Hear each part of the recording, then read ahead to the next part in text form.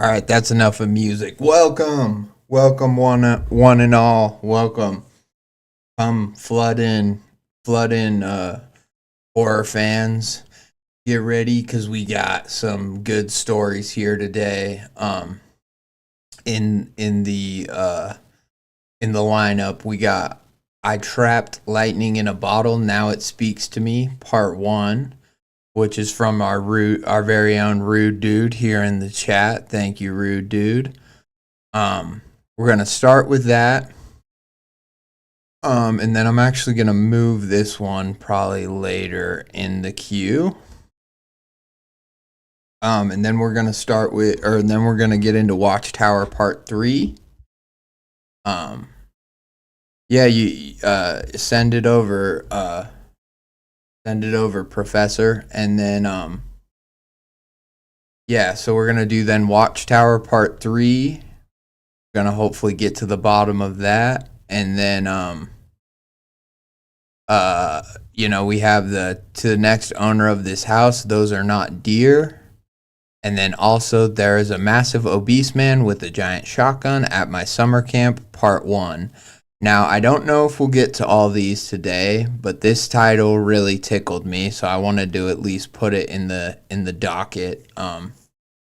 Regardless, but yeah, so we got some good stuff. I do got plans to go to the movies later, so I don't think it'll be a super long stream, but we're gonna get into it. We're gonna have fun. And I'm happy so many of you guys are here already before the stream even started. I wish I wish I would have started a little earlier, but that's okay. We're all here now, and that's what matters. Also, we got this like cool animation at the beginning for I trapped lightning in a bottle, and I guess let's play it with sound because I don't know if it says anything.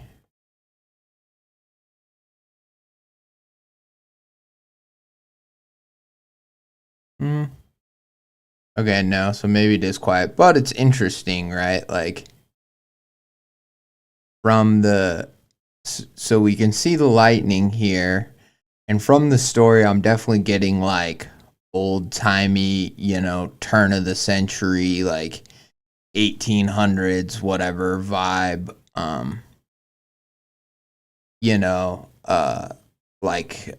Maybe like a old, this looks like a bunkhouse for like a sailor or something, or like a old, just old timey, maybe Victorian. I'm not really sure, but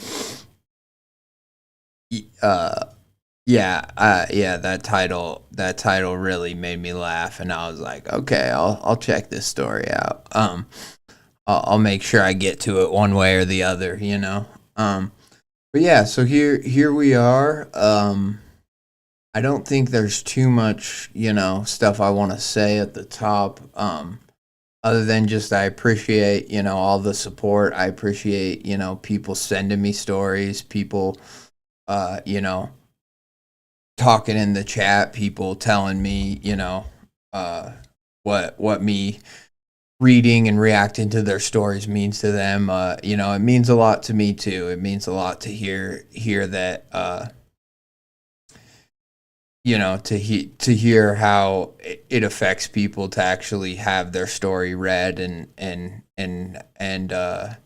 have somebody actually care about it and, think through it and wonder about the characters and stuff like that. So yeah, I just I wanted to just give that love back and say thank you, and I appreciate all you guys. And if you're not subscribed to the channel, obviously subscribe and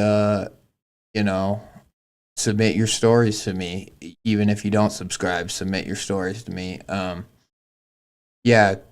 Professor Creepin, I'll get to yours, and then or I'll get to yours like maybe on the next one if you send it to me, and then we can all check it out. And I know that there's the new, what is it, like the Creepcast writers room, whatever. I just joined that too, so I'm looking forward to talking to people on there and getting to know some more authors and just kind of making some more friends in this community because it's really fun. It's been great so far, so I'm super appreciative. Here, let's get into some mood music. Too loud. I know it's too loud. I'm turning it down.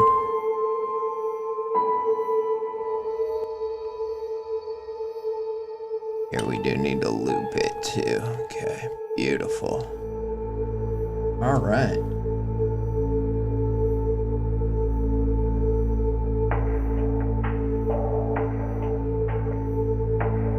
So let's get into it. We have a Rude Dude. I trapped lightning in a bottle. Now it speaks to me. From RudeDudeRudolf. Author's note. Hey there. This is a story I wrote along with the 3D scene I made. Both inspired by the show. I hope you enjoy. If you can find the time to read and comment, I would be forever grateful. Thank you and take care. 3D artwork made and inspired by I don't know, Georgie. Incredible work on the backgrounds of the show. Oh, I see. Okay, he makes the backgrounds for Creepcast. That's awesome. Hell yeah. That's cool. I always like a messy desk, you know. I feel like it's such a good way, even if there's not like a character sitting at it, it's such a good way of just setting a mood for like a horror story or for, you know, just as a scene in a movie. Like, I think I always am so much more interested when, like, you know, there's papers and shit scattered and they have to, you know, they're like moving papers around and shit. I don't know, maybe because I'm that way, where I have messy desks and stuff, that I like the aesthetic, you know, like a desk that's too pristine and doesn't have a lot of stuff on it, to me just seems like fake, like no one's using it, you know what I mean? Yeah, rework story of yours, General, too. Here, I'll check, hold on. Well, okay, I'll just, oh yeah, for calorophobia. Yeah, I don't know if I'll get to it today. Here, let's see how long it is, actually, because it might be, it's actually, and this is the reworked version. This is actually pretty short. So, yeah, I'll try to get to it. Maybe I'll move Watchtower to the end. I do feel bad because I messaged, no, I guess I haven't messaged most of these people. So, anyways, maybe we'll get to Watchtower this stream. Maybe we won't. But either way, we got some stuff. And I'll add your story to the description, General. I'll add it to the description next time. Or, sorry, not next time, after the fact. I'll edit the stream info and I'll add it. So yeah, I look forward. I know that this is kind of like it says historian entry, so I'm expecting like journal entry-esque stories, which I don't know, I really love. I know some people find it like, I don't know, I just think journals are cool. I've always wished that my life was like interesting enough to where I kept a journal. You know, I feel like it's not. I feel like my journal would just be like, today I watched, you know, this movie and these TV shows and this YouTube video, and then I went to work, you know? But as far as like historical journals go, I think it's just a super cool format. So yeah, I'm excited. I'm stoked. Let's get into it. Let's not dilly-dally. Historian entry 1. It's a little... I love ours and I want to keep. It's just, yeah, it's a little... Hopefully that's still loud enough for you guys. I'm a historian studying at the Ludwig Maximilian University of Munich. Sounds pretty prestigious. I don't know anything about colleges in Munich, but...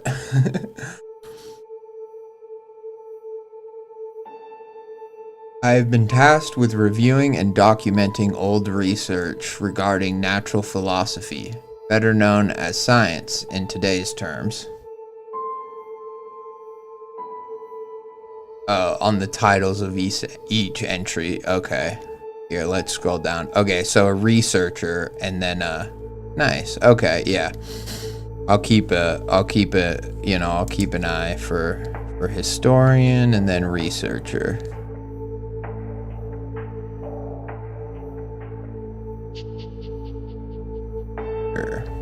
But that's even more fun too, because then we're gonna get different perspectives, different tones of writers maybe, and that's really fun. That this was an ambitious story. I can tell because I know you've been talking about it, Rude Dude, for a while, and yeah, I just I can tell that you put a lot of work into this one, and it just from this short skimming I do like before I go live, I can tell that it's just impressive. It's so cool to see writers step their game up, and that's not to say that any stories you wrote before weren't adequate or up to par, but it's always cool to see you expand your talents and to see people be like, well, I never thought I could write historical fiction. I always just had stuff set in modern day, but then to actually take that step into well, I'm gonna do something history based. That's really cool. I like it.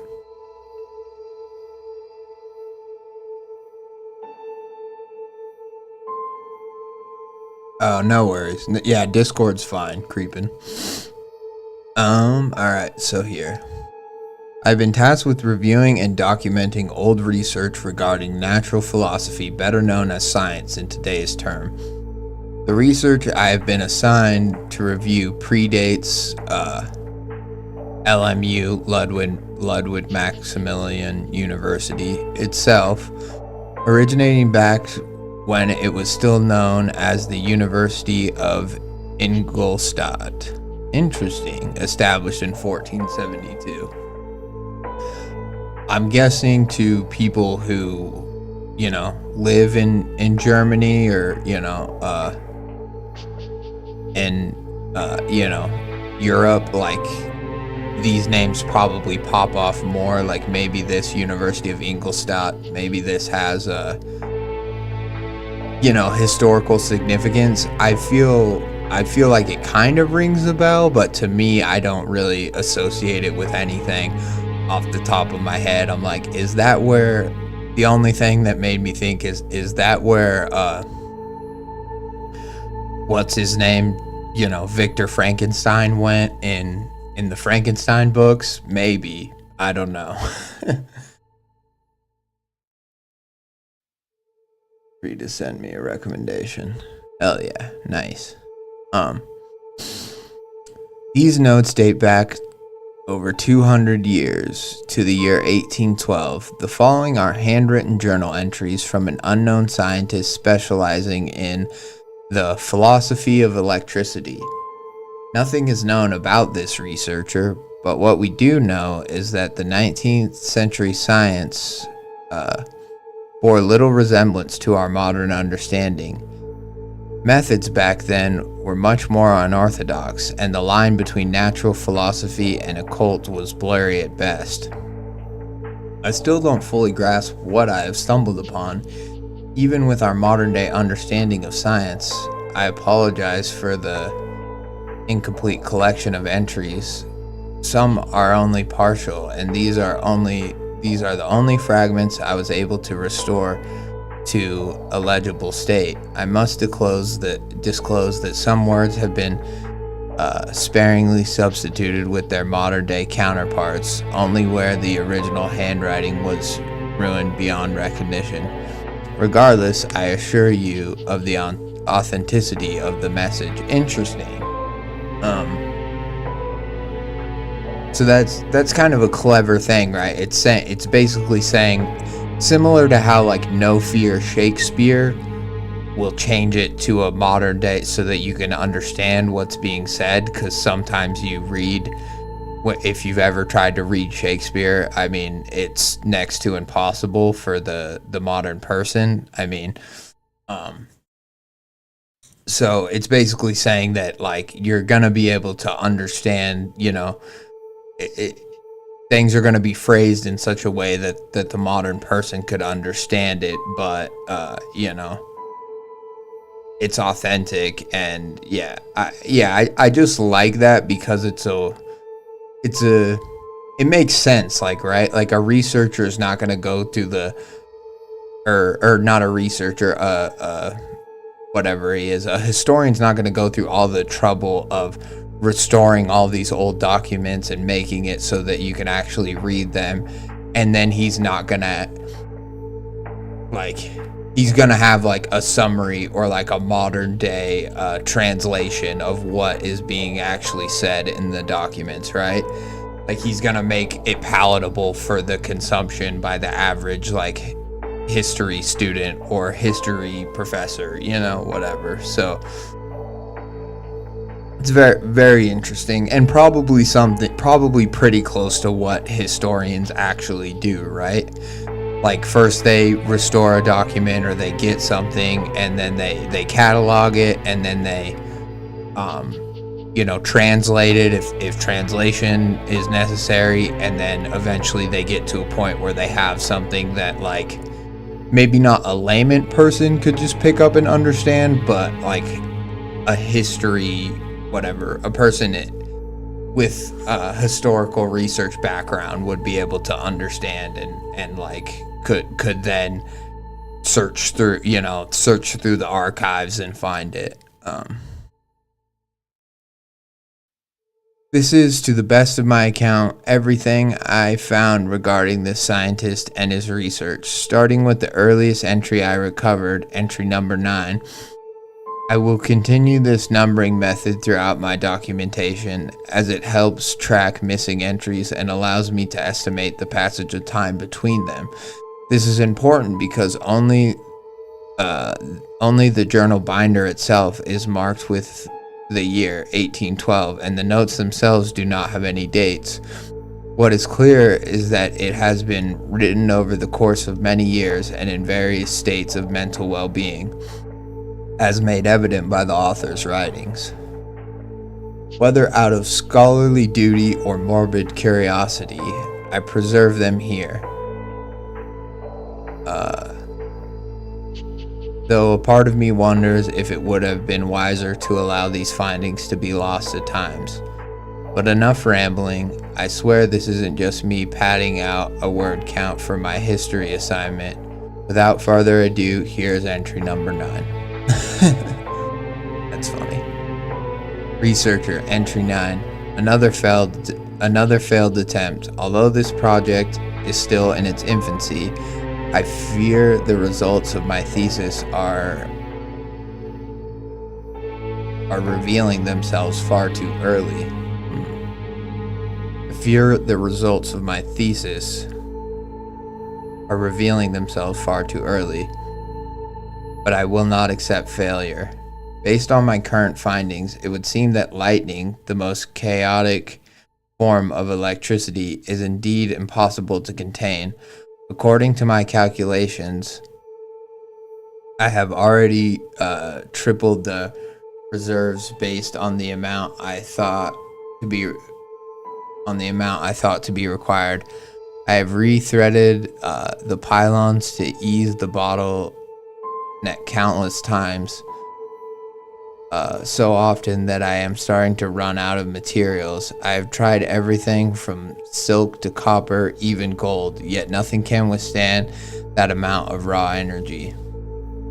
If I cannot find a way soon, I fear my work will crumble into obscurity. Even worse yet, I will be a laughingstock amongst my peers. Perhaps it is time I humble myself and reach out to the university. I can only hope that bright minds there would spare me some of their genius for an old alumnus such as myself. Interesting. So he's a researcher, but he's not at school anymore, and he's off doing his own research, trying to, essentially bottle electricity, exactly what it sounds like, which, maybe I guess maybe even in old times, like, that would be considered, I'm not a scientist, so it's like, I don't know what would be, if it's completely consistent, like, if his peers would be like, this is ridiculous, you can't bottle, raw power, you can't bottle electricity, or if, how crazy is this? Is this like a flying machine crazy? Because, as history taught us, that actually wasn't crazy, and after a while people figured it out, and now today we have airplanes. So is it like that kind of crazy, or is it, but it's interesting, right? Because it's interesting to see, like, through the historical context of what at a time might be, considered far-fetched or whatever else. But without people doing shit like this, it's like we wouldn't know what was possible. We wouldn't know that,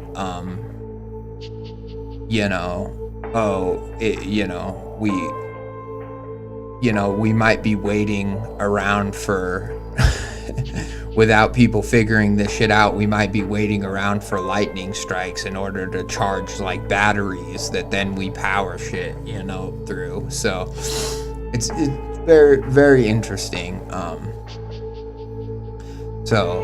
Researcher, entry 21.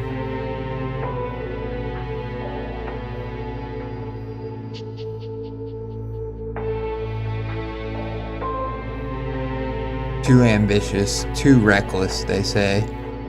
When did my fellow philosophers grow so content with living under nature's thumb? I finally made contact with someone at the university who is willing to grasp even the concept of my ambition. I met with him only yesterday. I will not state his full name for the record, as I fear his reputation may sully the credibility of my research.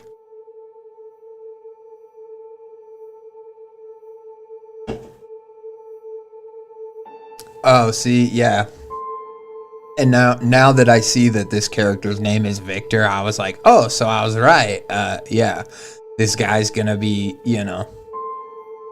this guy's gonna lend his research to Dr. Frankenstein, and that's interesting, though. That's super fun, because, like, yeah, it's just, I like this. I like that we're traipsing on the territory of other, what really was the first science fiction. A lot of people don't realize that, like, Frankenstein, in addition to being horror, was the first science fiction too. And I like that we're getting the other side of it, because, like, it's like, yeah, he probably did talk to people at school, and he figured out how to use electricity in his experiments as well. So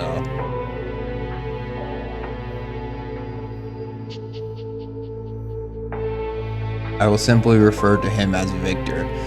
So far, he is the only person who has not laughed at my face after discussing the scale of my research.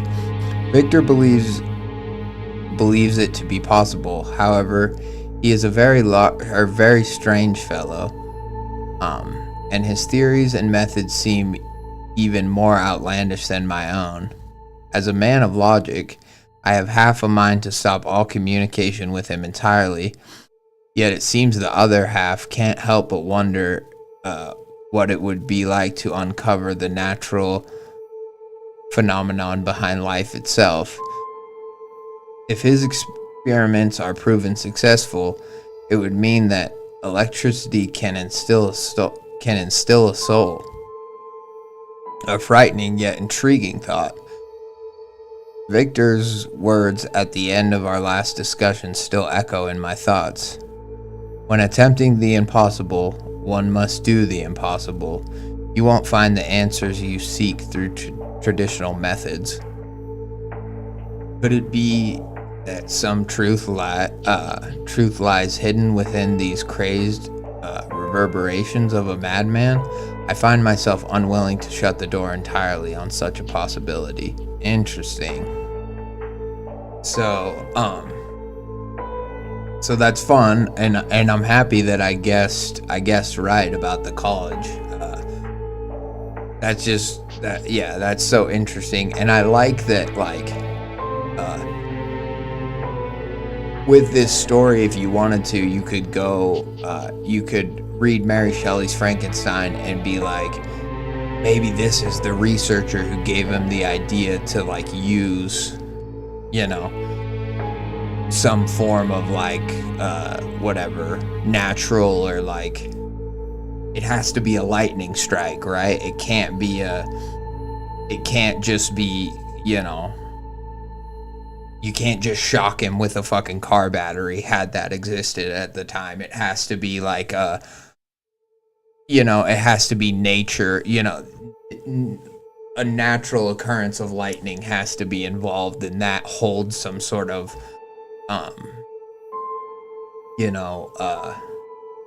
what's it called? Some sort of,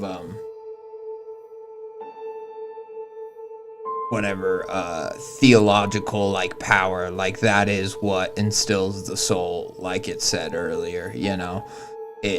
There's a supernatural force of God in the lightning. Super cool idea, super fun. And I imagine you could, I don't know, it would just, I know that electricity was always part of the Frankenstein monster story, but this idea is really expanding on just how much that, was the secret sauce, so to speak, in the Frankenstein monster's birth or whatever, in the creature's, the creature's creation, which I am excited for, whatever, the new Frankenstein movie, what the fuck is the director's name? Anyways, the guy who made A Shape of Water and Pan's Labyrinth, Guillermo del Toro, there we go.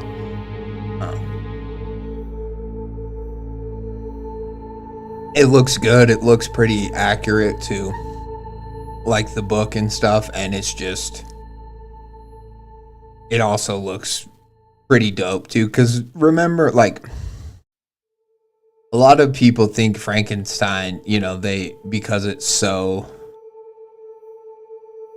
Victorian and stuff like that, they think that it's not a story about a monster killing multiple people and essentially chasing a guy to the end of the earth, or vice versa.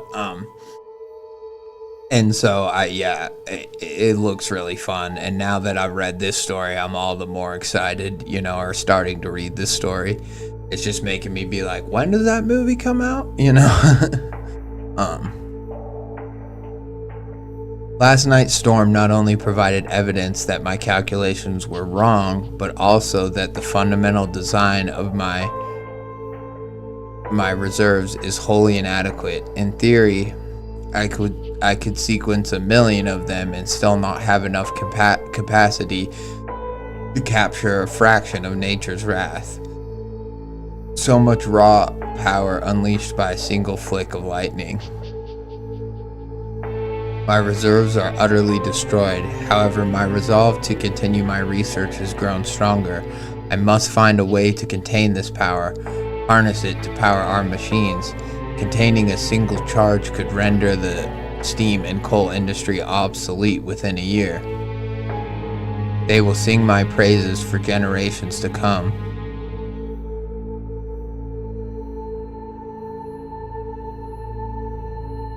My name will be uttered in the same breath as characters from Greek mythology, a modern Prometheus.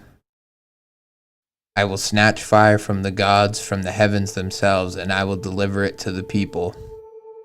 Once I succeed, I will live on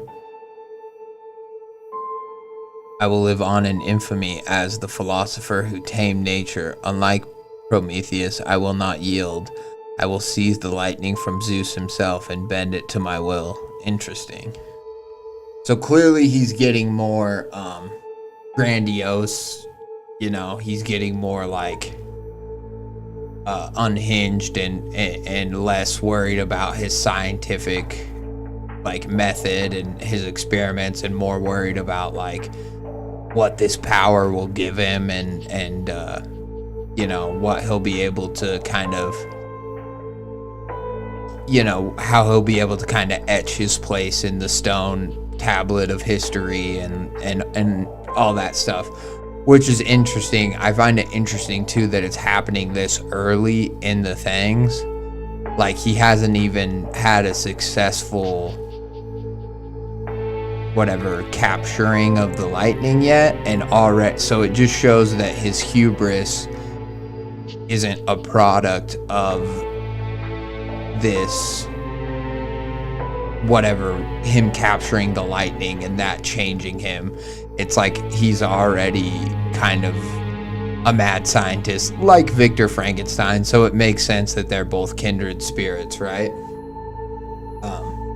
And that's what I liked. If you ever watched that show Penny Dreadful, that's what I liked so much about Penny Dreadful, because I know they made a new season of it too, but the old like 3-season run that they did, because Victor Frankenstein was in that. Frankenstein was a big part of that series, and I really liked, because him and Dr. Jackal were like friends basically, Victor and you know, Jackal and Hyde, those guys, and it was just cool because you could imagine that, like, of course these two mad scientists, like, of course they would be friends.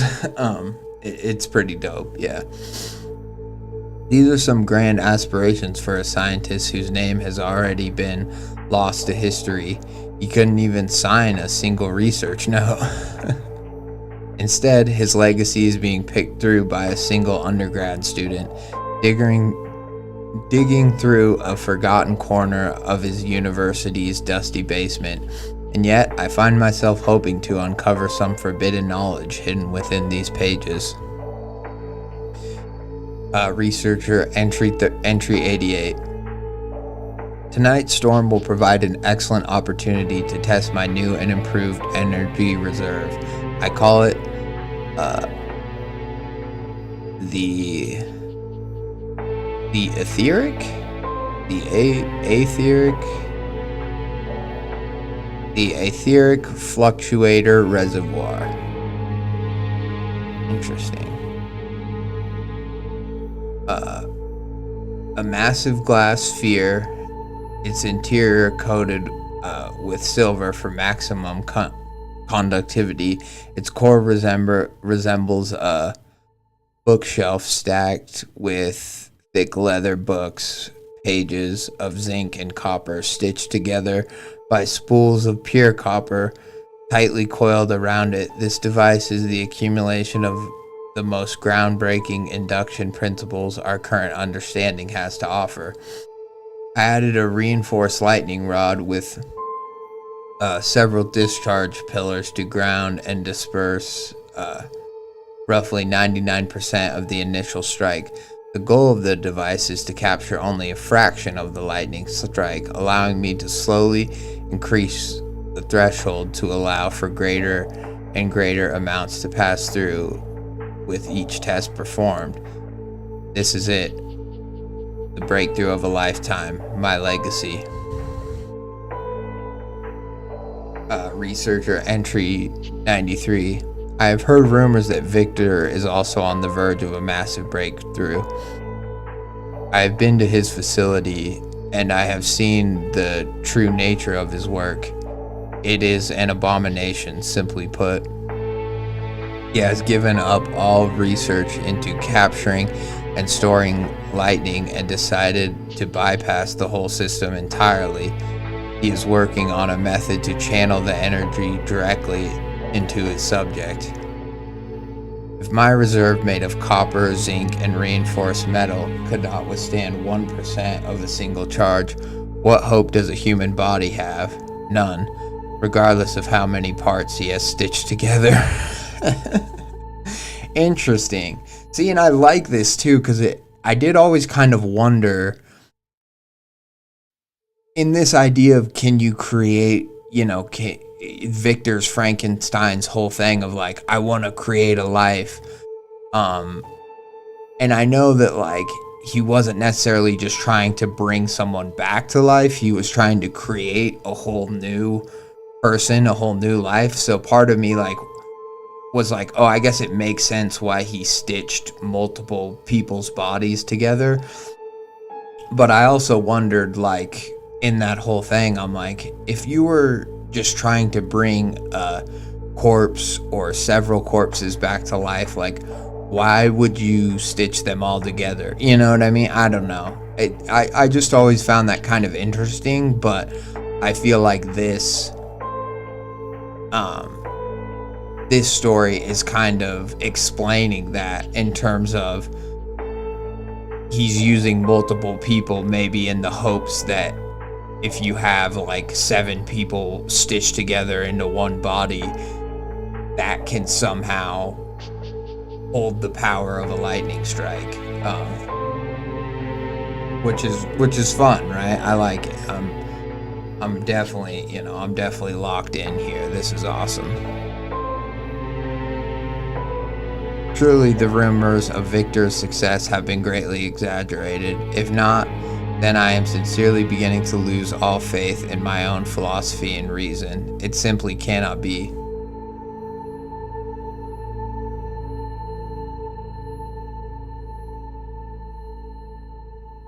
Dr. Victor Frankenstein will forever be known as a man who created a monster, but history will remember him all the same. I am beside myself with envy. All my years of research and experimenting have yet to produce a single spark of success, yet Victor's success walks amongst us. That's funny. Could this be the end of my dream?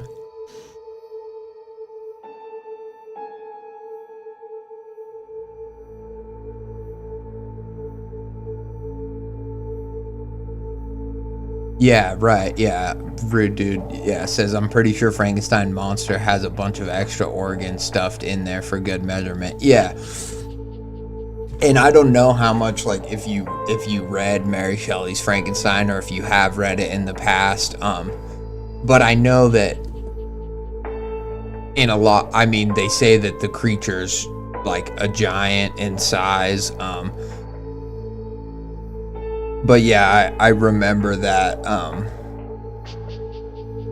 I don't know for sure about like his organs and stuff. Like, I don't know if he has 4 hearts or something like that. But I do just remember that in all the lore, even in movies and stuff to come after. Like, I remember in Van Helsing, they're like, he's like, it's a man. Well, technically it's 7 men, you know, or whatever. Like he says a line like that, I remember. So I know that's kind of common across the different iterations, you know, so. Could this be the end of my dream? A fitting conclusion to this foolish journey? I had thought of myself as the Titan Prometheus, only to realize at the end of my journey that my tale is more akin to that of a mortal king, Sisyphus. No matter the progress I make, the slightest modicum of resistance sends me tumbling back to the beginning, trapped in an endless struggle against nature. No, this is not the end.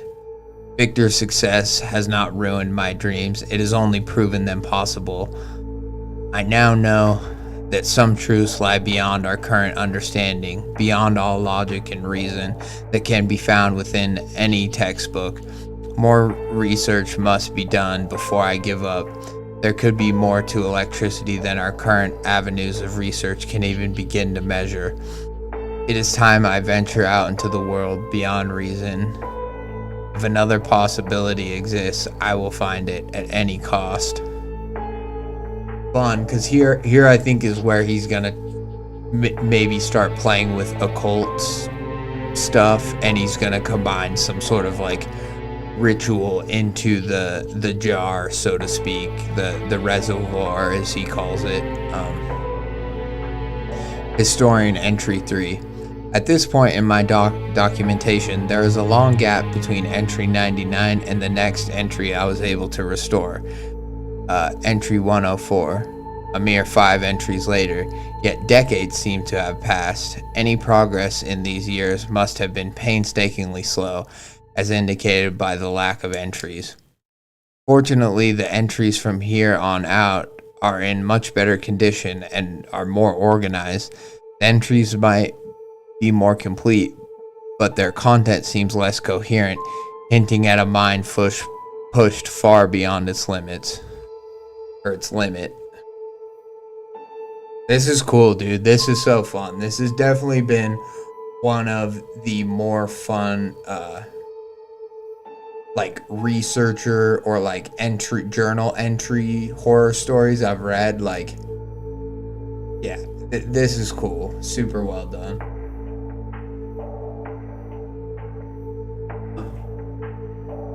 You should be proud, Rude Dude, for sure. And this is so fun too. We're reading this a few days before Halloween. Like, this is just perfect, you know? Perfect for this time of year. You know, a perfect way to add on to the Frankenstein story while still respecting like the source material, you know what I mean? Like, it's really just a parallel story. It's not even like it's a reimagining of Frankenstein. It's like, no, this is about a different scientist who knew Victor back in the day, and maybe he helped Victor or Victor helped him, but, you know, now, you know, it's so fun.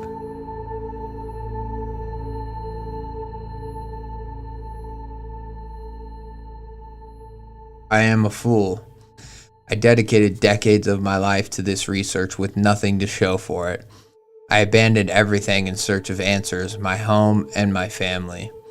My only acquaintances remaining are a handful of people at the university. This connection motivates me to continue my research, if I can even call it that. I have spent another decade in search of answers elsewhere, completely abandoning any actual research. Instead, I find myself scouring the continent for answers that books and logic could not provide. And once again, the boulder will topple and roll down. I find myself at the bottom of everything, no closer to the answer I seek. I've recorded but a handful of entries these past 10 years concerning persons, places, and items that might yield some fragment of the answers I seek. Yet all have led me to the same fruitless conclusion, all save for one, my final hope. I am meeting with a travelant merchant in a few days. If rumors are to be believed, they may possess just the item I require. These years have not been particularly kind to me after abandoning my research along with my reasoning. I hope that all the melted down copper, silver, and gold from my failed experiments will be enough to purchase the item I need. I have nothing else to offer. Researcher entry 105. It seems only fitting that my final hope would lead me to a snake oil salesman, or rather a woman. I'd been attempting to locate this specific traveling merchant for months, and perhaps for the first time in my life, my efforts were indeed well guided. The rumors were true. She had precisely the item I was looking for, a glass bottle, reminiscent of the ones my mother used for her peaches.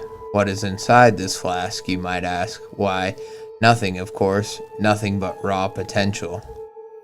The conversation between me and the merchant who sold me the bottle was quite unusual. I feel necessary to recall our conversation as closely as I can, while her words and warnings still echo in the forefront of my thoughts.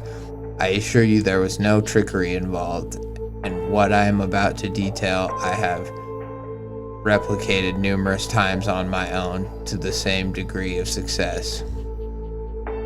Excuse me, madam. I'm here in search of a bottle for... My words failed me, as I truly had no logical way of describing the item I was inquiring about. Her eyebrows furrowed, revealing a few wrinkles above a scowling pair of eyes. Clearly taken aback by my request. A bottle? Do I look like a barmaid to you, sir? If it's drink you are after, I would suggest going elsewhere. Forgive me, madam. I am not here for a drink. I only thirst for knowledge. Her face softened into a smile, revealing behind it a row of blackened teeth. Do you know where you are, sir? You seem a bit lost. She raised her hands as she took a deep breath before her voice swelled with pride. This is Madame Talita? Talita? Is that Talita? Okay. I'm just gonna pronounce it like that in the hopes that that's right. Talita's traveling treasury of trinkets. Talita's traveling treasury of trinkets. I know. I said, my interruption deflating the air around her.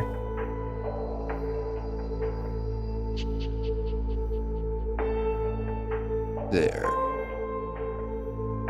Talitha. You must be Talitha, I presume.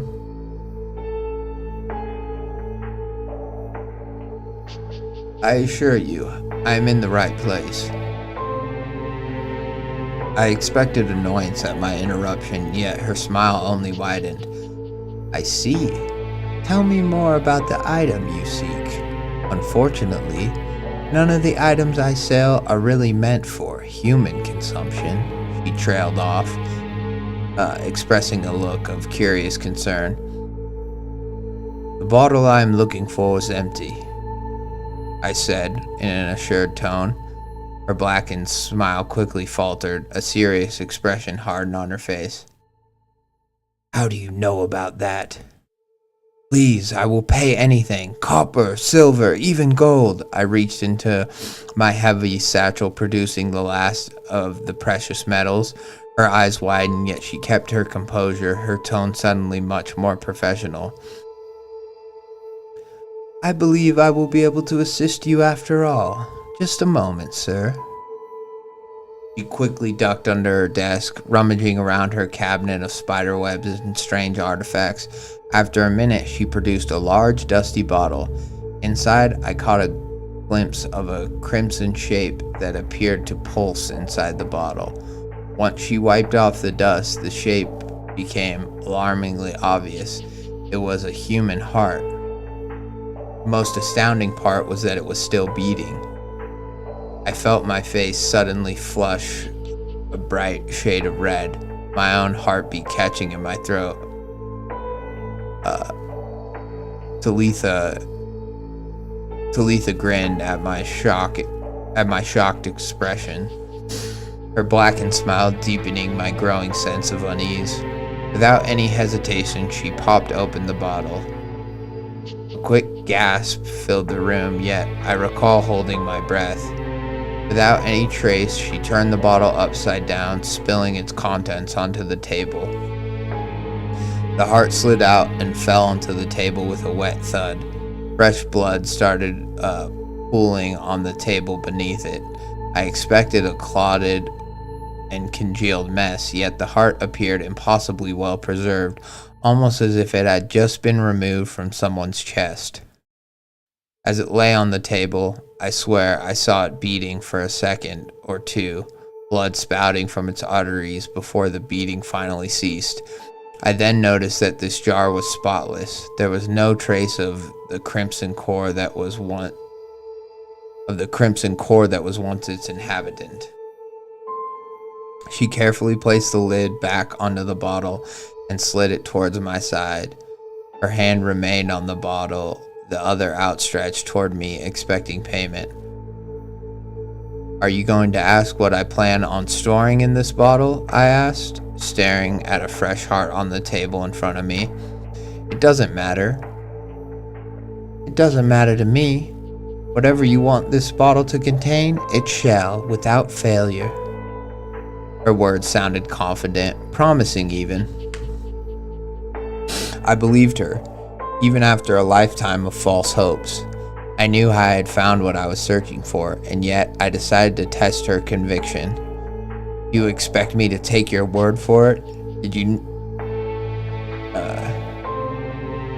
And yet I decided to test her conviction. "Do you expect me to take your word for it? Did you not see the heart beating?" She looked down at the still heart on the table. "Well, it's too late now." She pondered for a second before her eyes lit up with a new idea.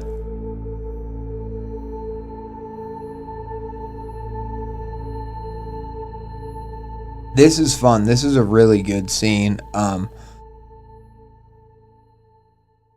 So I guess confident, promising. I believed her even after a lifetime of false hopes.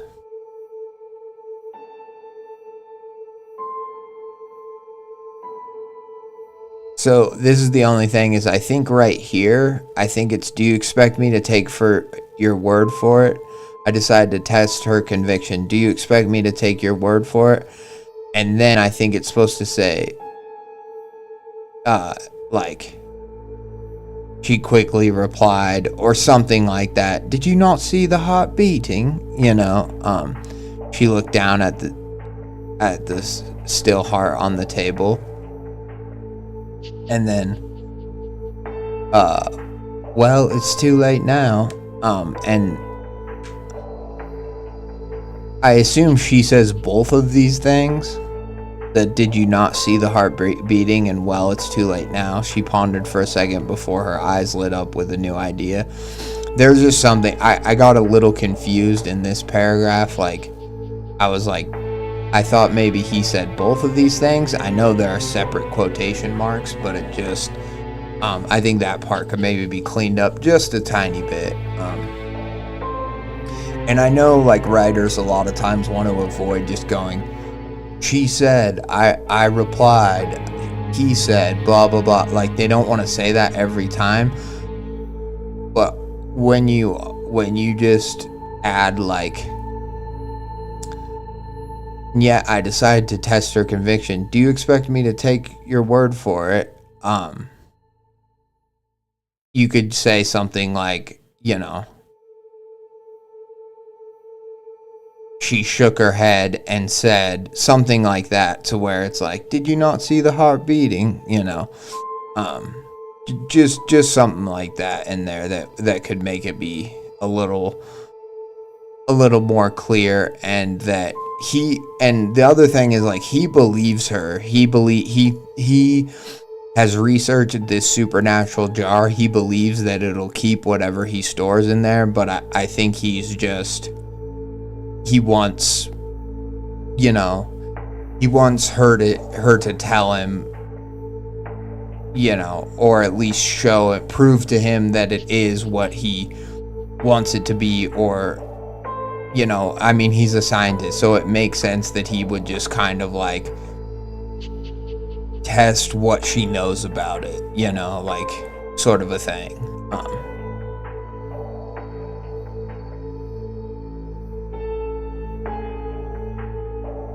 No worries, and I knew by the two quotes just mashed together that that it was like a typo, but I also just like in the way that the conversation was going, it's like, well, it's too late now.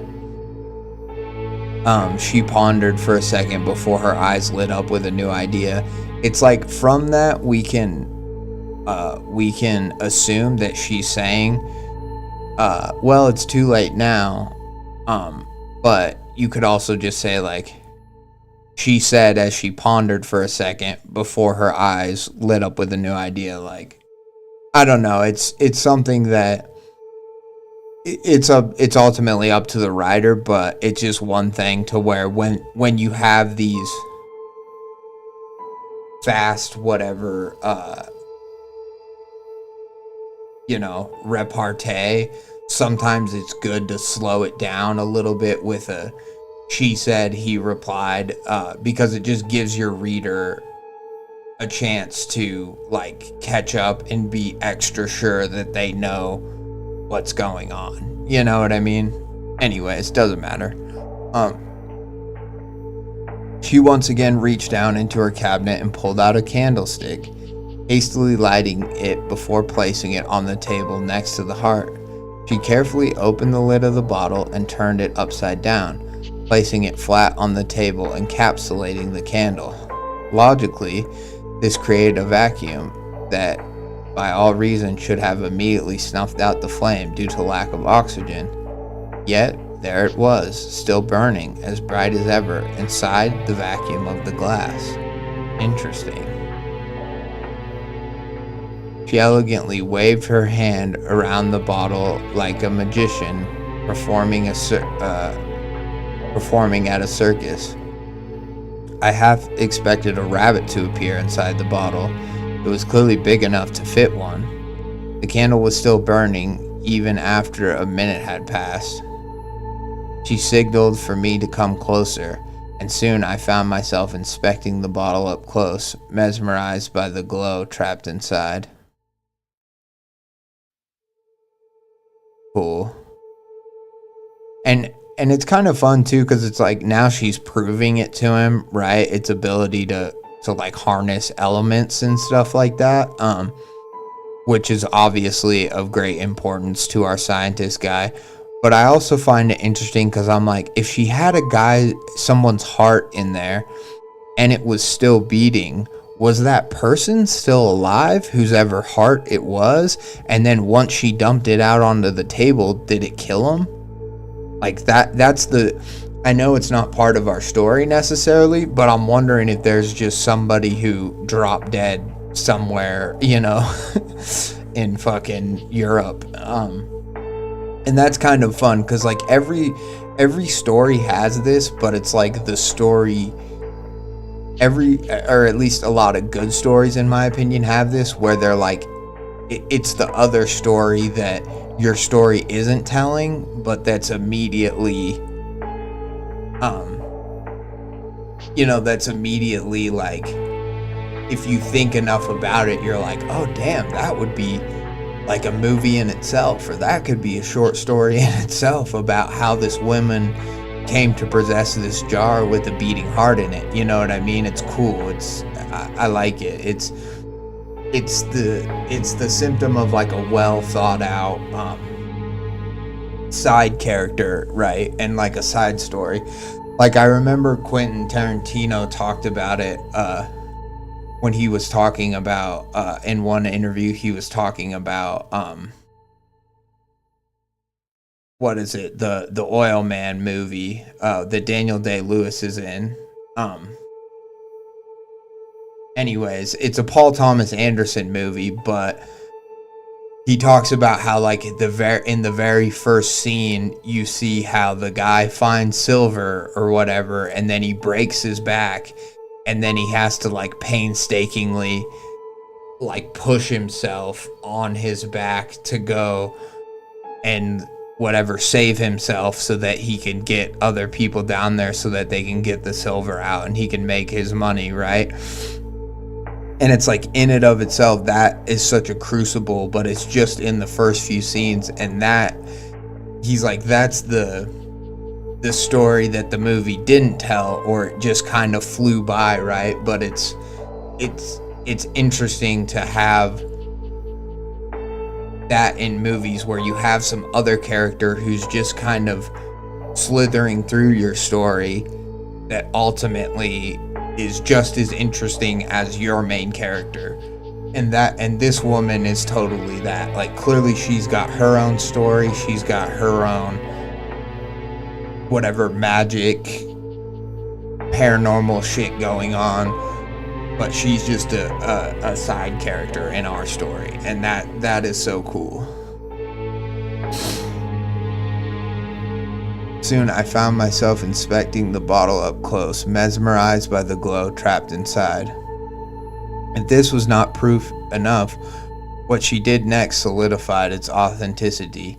She carefully lifted the bottle off the candle, and as soon as the threshold of the opening lifted above the candle, the flame extinguished, along with my excitement. Then I noticed a glow inside the bottle.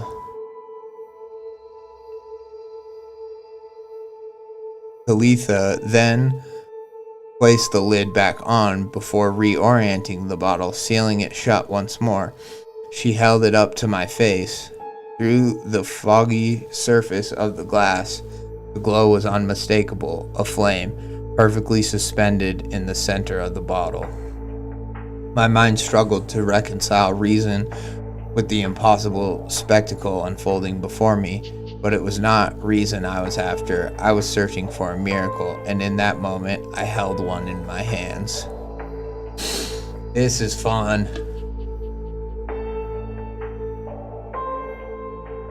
I wonder if that jar had the heart of Davy Jones, you know? And it's like when Jack Sparrow goes to Calypso and she's like, it's the jar of dirt. He's like, and Jack Sparrow's like, is the jar of dirt going to help? She's like, if you don't want it, give it back. I feel like this, and with this woman described in the scene, I do feel like she's the Dalma Calypso character. Like, she has black teeth, like it said, and stuff. I don't know if that's what you're going for, Rude Dude, but you know, that's how I got there. And I wonder if she kept dirt in the jar that she gave to Jack Sparrow, and then the jar, you know, is like a fucking whatever. It'll keep, and so she had dirt in it, but because the dirt was in it, the dirt was alive. And so because of that, if they put his heart in it, the heart would stay alive, but also it was on land then, and he couldn't step foot on land. You know, very much the inspiration. I love it. I get that. Hell yeah.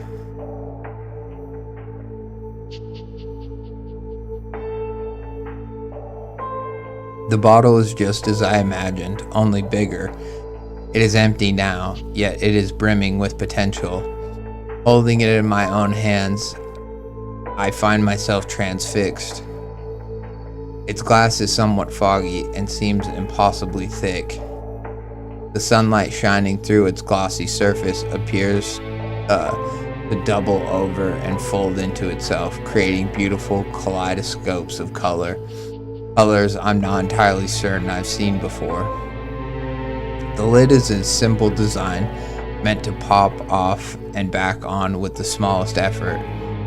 It is made of lightly tarnished metal embossed with the strangest symbols I have ever come across. They almost resemble runes. If I were to speculate, I would say they appear to be ancient Nordic runes, although I am by no means an expert in these matters. As grand as its appearance may be, I did not pursue this relic merely for it to serve as an ornament upon my shelf in a home I had long abandoned. Its purpose, as conveyed to me through rumors and the merchant herself, was to contain any manner of things, or rather any matter of things, solid, liquid, vapor, even that which defies classification, such as lightning. I was so ecstatic during my last entry that I completely forgot to take note of the merchant's warning. I will once again attempt to recall our conversation, though at a point my fascination with the bottle had consumed the entirety of my thoughts. Whatever you do, whatever you do, I'm trying to decide on an accent for the merchant, but I'm not.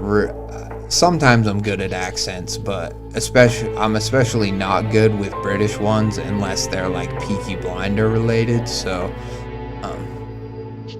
whatever you do, do not allow any part of your person in the to enter this bottle. Not a finger, not even a hair. In fact, don't allow for a single breath to fog the inside of the glass. Her poignant voice trailed off, forming the hollow words that of the thought escaping one's lips. Once it gets a taste, there's no going back. A taste of what? I asked, raising an eyebrow at the strange wording. The black crescent of teeth slowly spread across her face. A taste for life. I assumed her cryptic warning to be just another part of her performance, an act to convince me of the bottle's authenticity. I decided to indulge her out of some sense of morbid curiosity. What happens if it does? Talitha's posture shifted uncomfortably, and for a moment I saw her eyes dart towards the heart of the table before pulling back, reaching mine once more with a cold stare. You don't ever want to find out. And if you ever do, it's already too late. Heed my warning, by all means. Follow this rule, and the bottle will serve you. Break it, and you'll find the roles reversed. This line of thought has led me towards an unnerving hypothesis. Perhaps this bottle possesses the ability to contain even the very essence of life itself, a soul. Well, yeah, if it can contain a heart and keep it beating, that's kind of what I was wondering. Like, is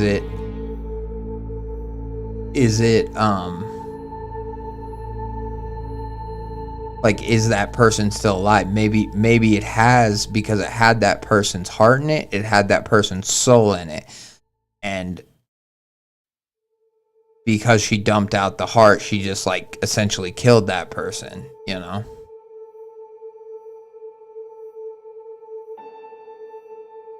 Or maybe, I don't know. But she gave him the jar, so, or sold him the jar, so I have to assume that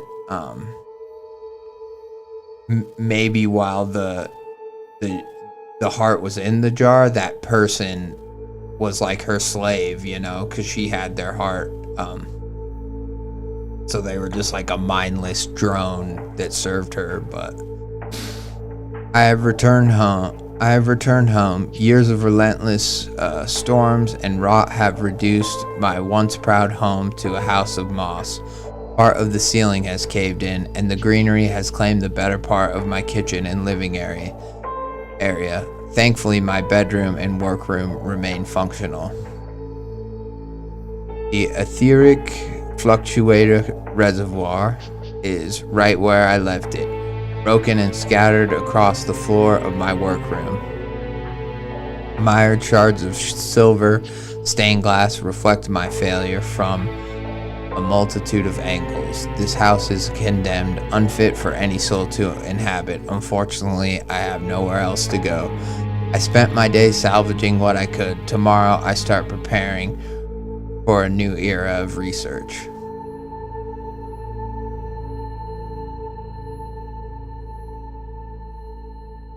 Researcher entry 110. My tools are rusted and decayed, but my materials have and my materials are severely limited. It certainly was not an easy task, yet I have found a way to repurpose the lightning rod once used by the etheric fluctuator reservoir to channel the lightning directly into the bottle. I fixed the bottle as firmly as I could, uncertain how it would react to such incredible forces.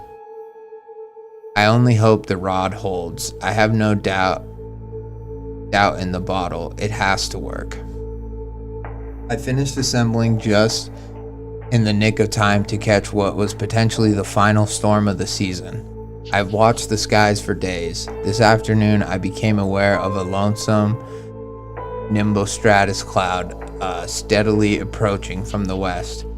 I noticed a cumulus cloud approaching from the east. It looked rather beautiful against the setting sun.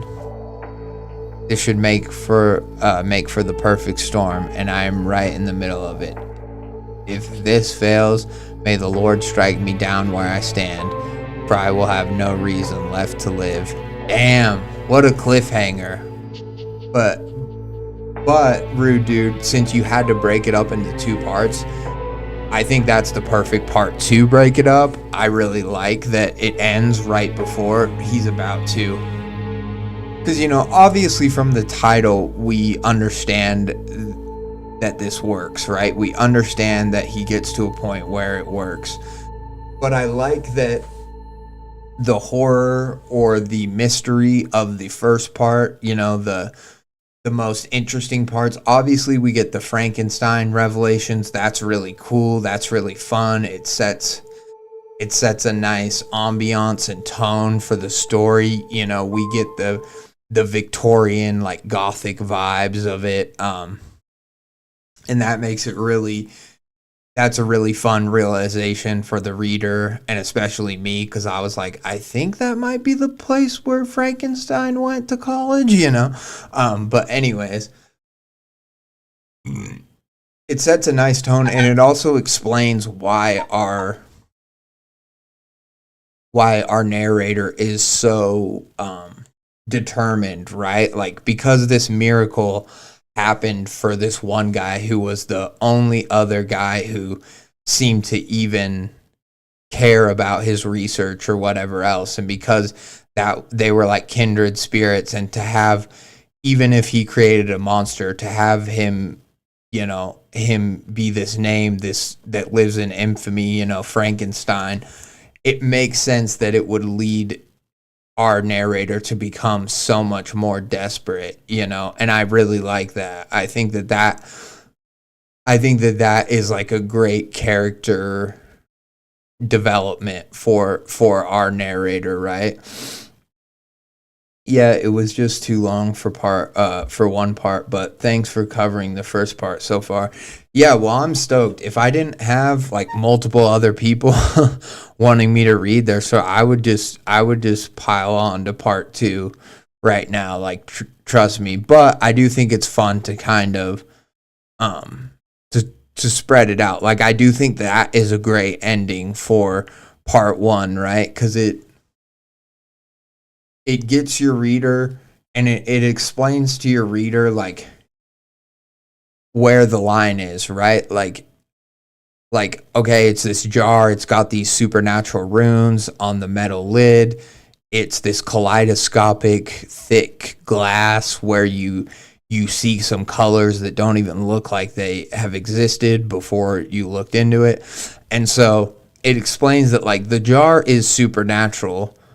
What he's trying to capture is lightning, which is, if it's a natural phenomenon, but it is still a phenomenon, and the idea of capturing it in something like that is supernatural, at least at the time. It seems more in the vein of like a supernatural thing to just have this jar that contains the amazing power of lightning that then you can maybe unleash or maybe charge. Who knows what the applications for it will actually be. But and then this whole idea too, right, of lightning like containing a soul, or electricity containing this like this unknown elements that actually like might be what a soul is made up of, right? That, so it poses like all these interesting questions that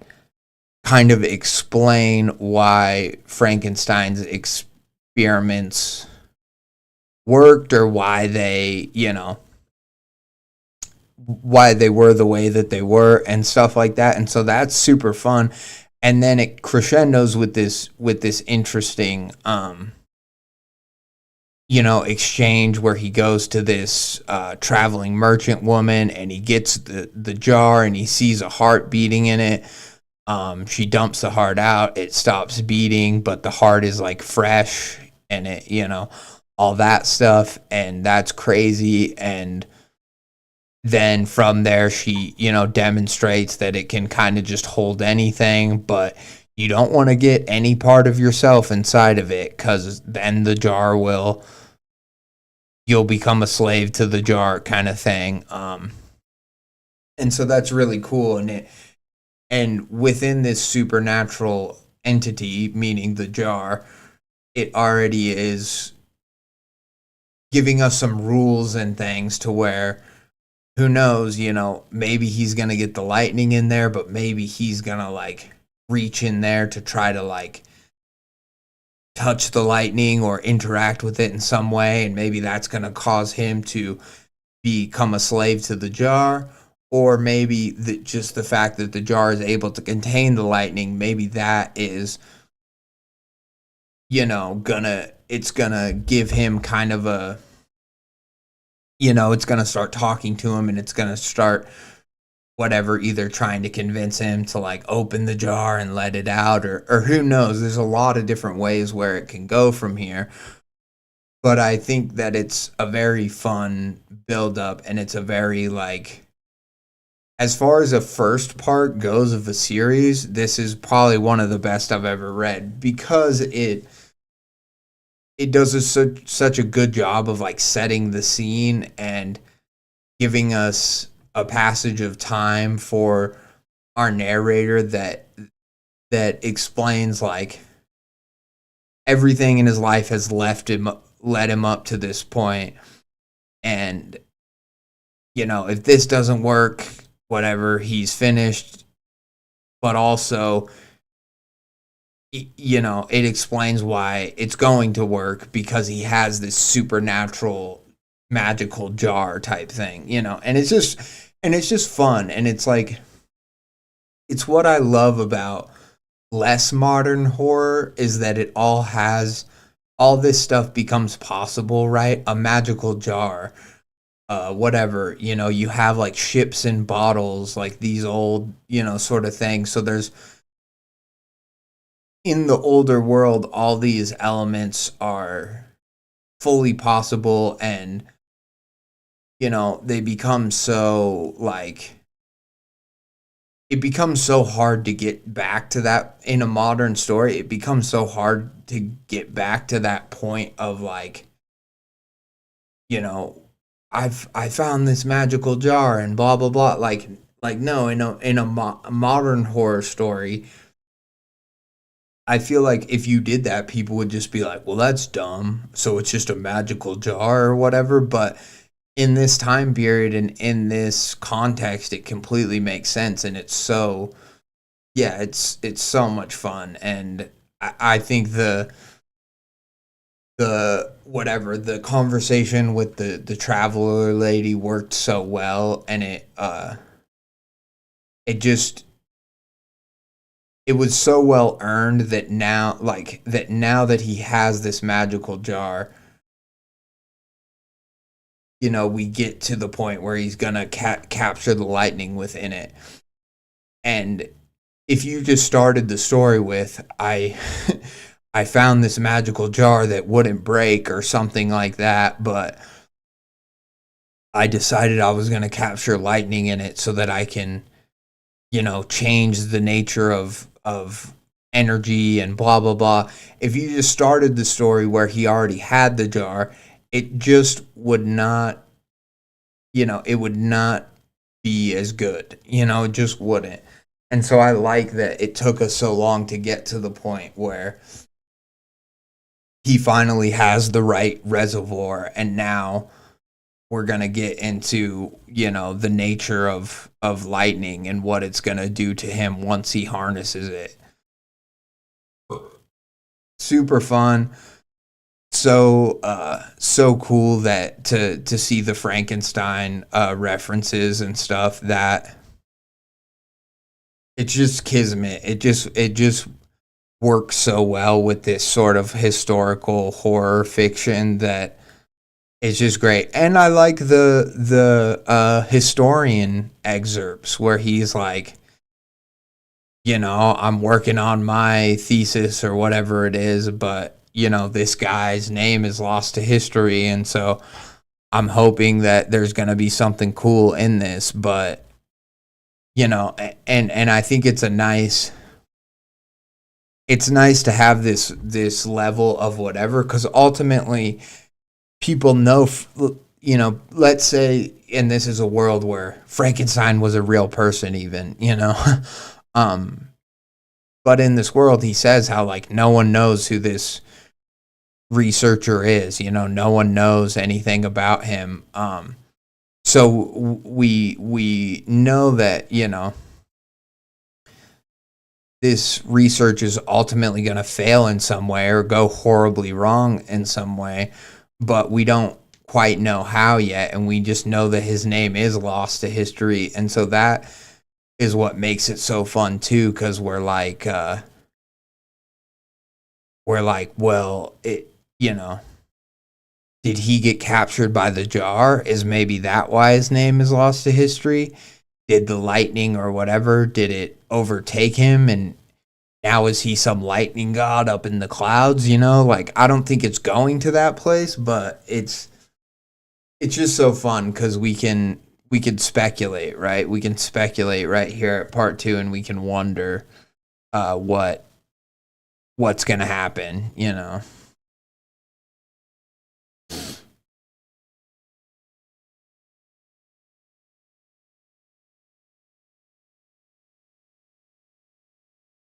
Chatting the kind words, yeah, for sure. I mean, I think this is a very, very solid part one. I know you didn't want to split it into two parts, but I think that, you know, having had to do it, I think you picked a really good spot, and I think that I think that pretty much everyone who read part one is gonna want to read part two.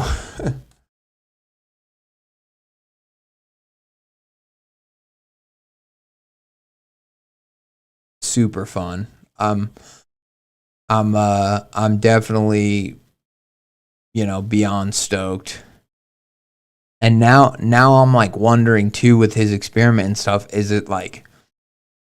he just gonna get just the pure lightning in there, or is he gonna have like part of his materials and stuff in there with the copper and the whatever? Is there gonna be something that he can take out of the jar that then holds a charge of lightning that he can, like, go look at this, and he can show people, like, he can do something to where he brings it out and he shows people, like, I have the power of electricity in my hand, and people start to be like, he's a genius, and he starts to get all the accolades and stuff that he wants, but then slowly over time the lightning starts to betray him. I wonder kind of where that's gonna go.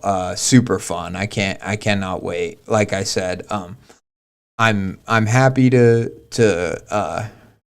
read it in multiple parts and kind of let it breathe so that I can because the story will stick with me more if I can kind of break it up like that and stuff. And so yeah, but I really do look forward to seeing how you land it. I'm sure you will stick the landing. You know, like you said, you're like, I hope it. I hope you like the end, and yeah, I just look forward to it, man. But what a fun story, just even up to that point.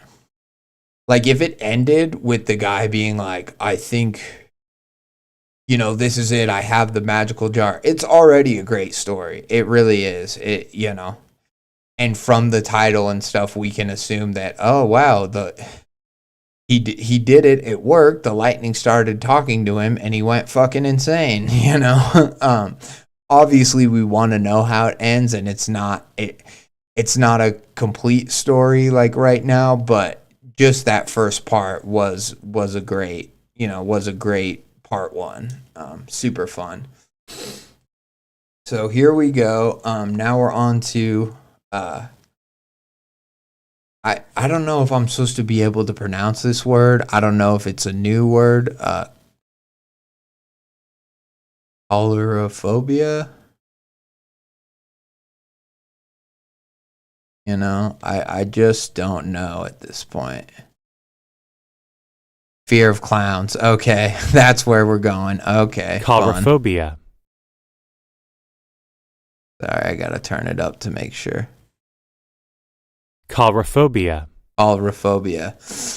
Yeah, I knew that there was a word for fear of clowns. I just didn't know that that was the word. So that's where we're going with this story, and already I'm like, okay, hell yeah. I don't really have a natural fear of clowns, but I've never fully gotten it. I don't, you know, I get it that a lot of people, you know, there's a lot of people like who are like, I stand with clowns, and the clowning is a noble and ancient profession, and I guess I kind of agree with that to some extent, but I also just like, I don't know, it's like the modern clown and the way that they choose to look with the orange hair and like the no, it's like, I don't know, I'm just not into the clown look for the most part. I'm like, paint your face and stuff, cool, like by all means do that, you know, but I don't fully like the clown aesthetic is just not for me, you know.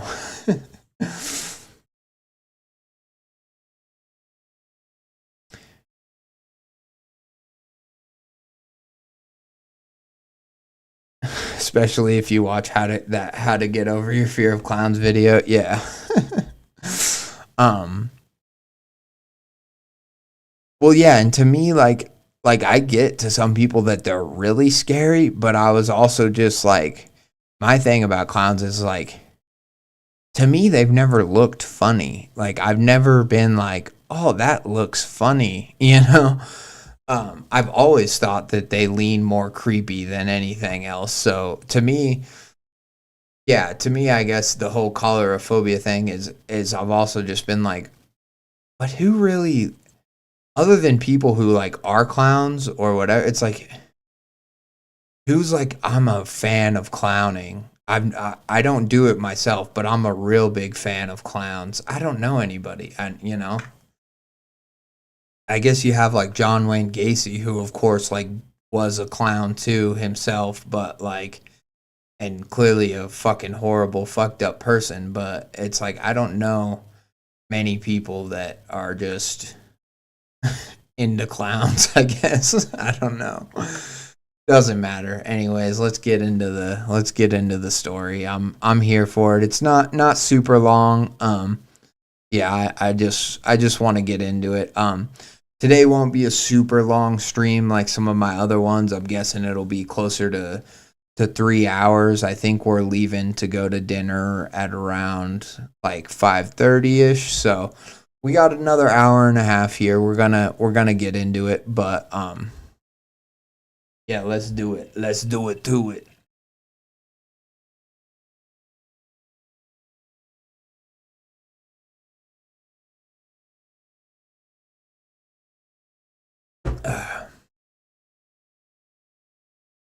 Many people have a fear of spiders or heights. My phobia is also quite common. To clarify, I have an intense fear of clowns.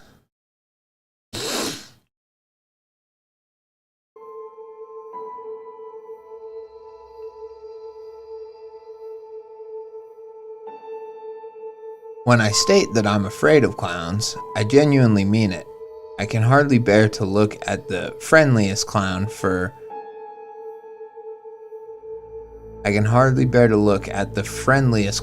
over 10 minutes without bursting into tears. I feel like 10 minutes is kind of a long time, but it doesn't matter.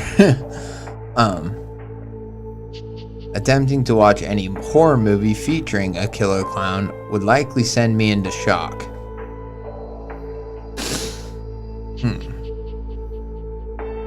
Interesting, because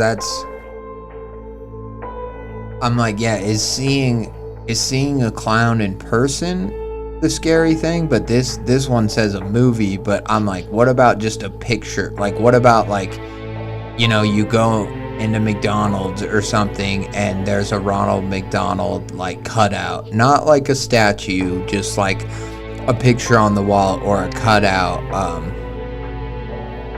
or even like a cartoon. Does a cartoon clown, does that affect the people with colorophobia?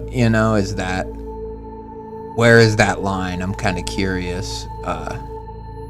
And maybe we'll find out from this story, but maybe not, but that's okay. It's just one of those things where I have always wondered, because I don't know if I have any real intense phobias. Like, I certainly have things that I don't like to do, some things that I really, dread doing. I don't like the dentist. I don't like, but to say it's a phobia for me feels a little disrespectful to people with phobias where,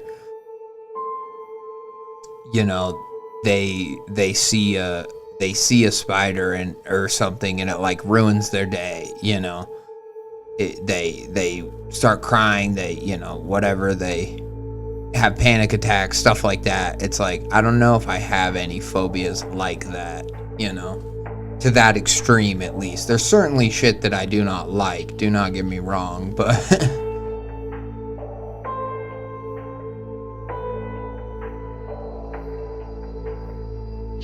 yeah, and I don't know.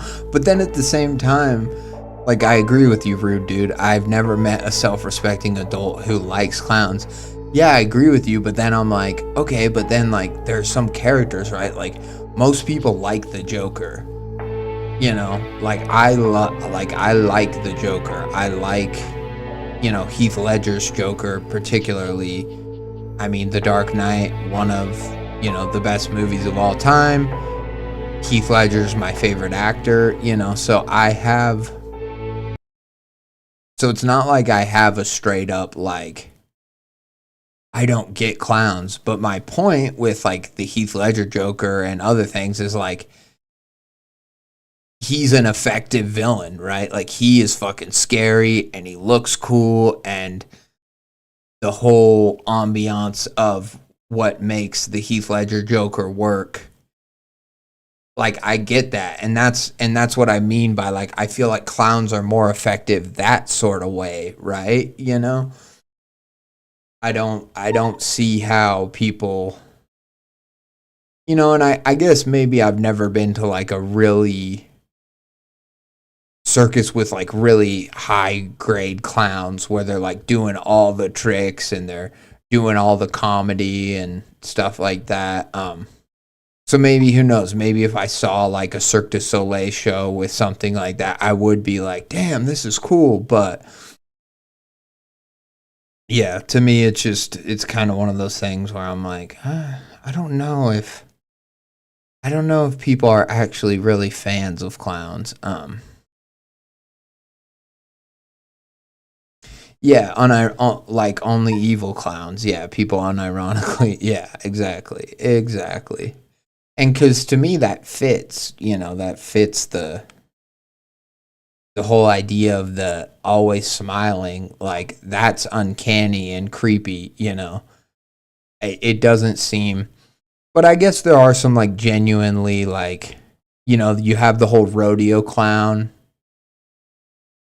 whatever job and aesthetic, and that is cool. Like I remember growing up and watching the rodeo and watching the rodeo clowns do their thing, and I was like, yeah, those guys have balls, and they protect the bull riders, and they, are athletes. They have to be able to move quick, and they have to be able to, like, when they do the stuff with the bull where they like hide in the barrel and do all the stuff. I'm like, it is cool, right? So again, it's one of these things where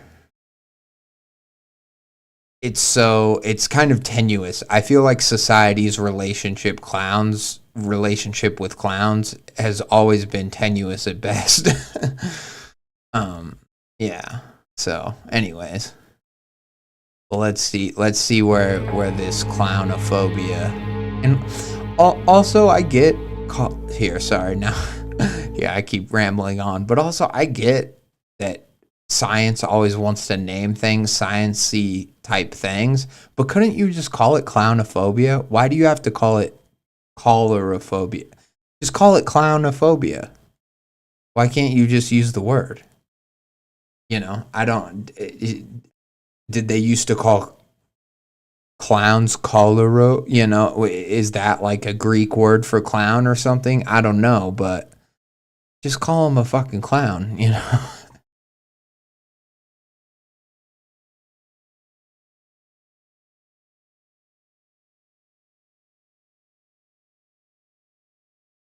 Yeah, no, and I get that. And I'll be honest, like, I wasn't a Joker fanboy to the level that a lot of people are, but did I have that Why So Serious poster on my wall? The one where it's written in blood, and and it's like a glass thing, and you can see Heath Ledger's silhouette kind of behind it, but you can't really see his face. You bet your ass I did, because I think still to that day, I'm like, I think it's a dope poster. And I know Hunter's talked about it too, and I think Hunter had it too.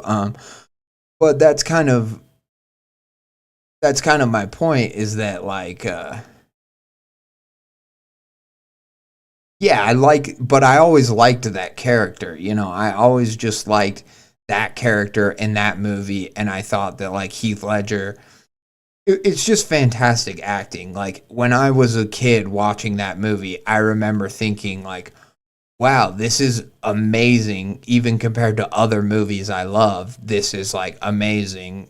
And I think most people agree that performance is like a once in a lifetime amazing, performance. And so I that's my thing, is I don't even think I was such a Joker fanboy, because it's not like I read, like, the comic books and know all about, blah blah blah, the Joker. It's more that I was just like,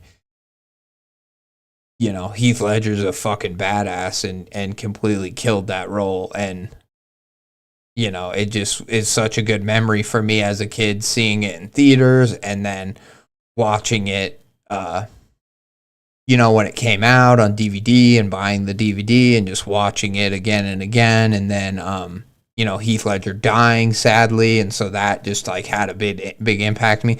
Because or not remember, but you gotta know too, like, I was a big fan of Heath Ledger before that. Even, like, I loved A Knight's Tale. 10 Things I Hate About You was fun. I've watched some of his shitty, like, Australian movies before he was even a Hollywood actor. Like, I love Heath Ledger in what's it called? Lords of Dogtown. Sorry, I kept wanting to call it Reservoir Dogs or Reservation Dogs, but I was like, no, that's not right. That's not right. Lords of Dogtown. He's great in that. Yeah, Heath Ledger's my favorite actor, so it had way more to do with that.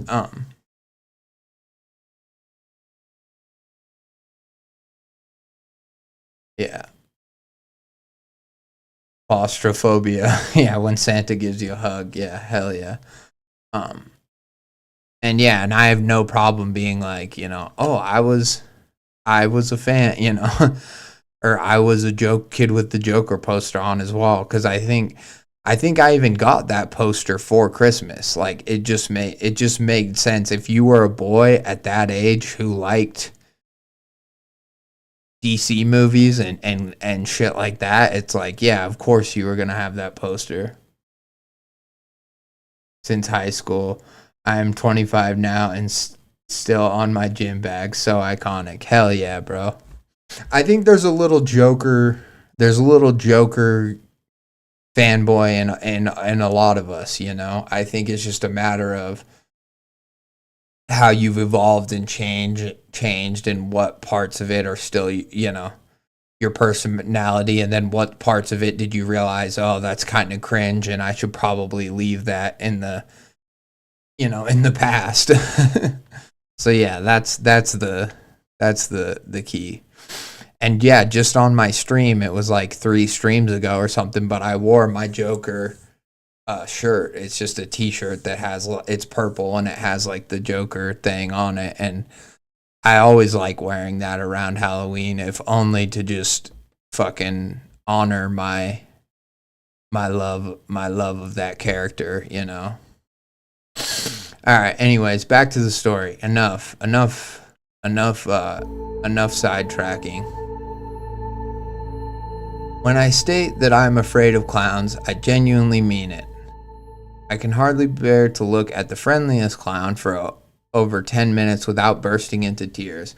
Attempting to watch any more horror movie featuring a killer clown would likely send me into shock.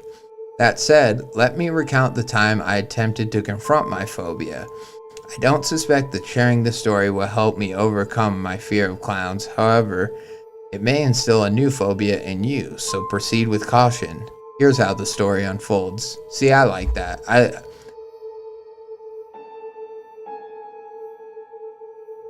I like that because it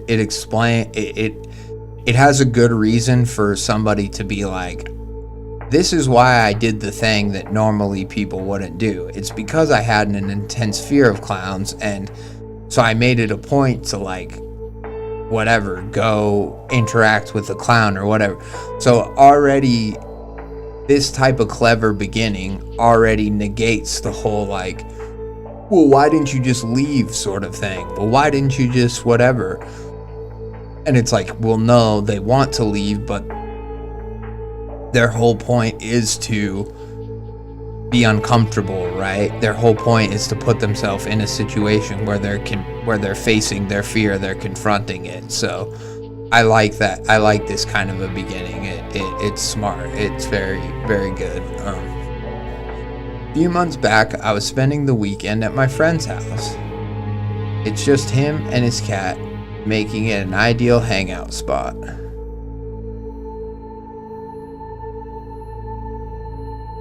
Might enhance the horror. Sorry for getting sidetracked. Please read on. Well, if you want, I can go put the shirt on.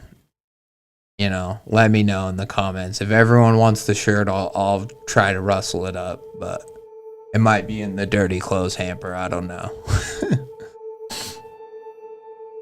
Making it an ideal hangout spot. We were engrossed in video games while his cat snuggled on my lap. Typically, cats don't like me, but Bob has always been fond of me.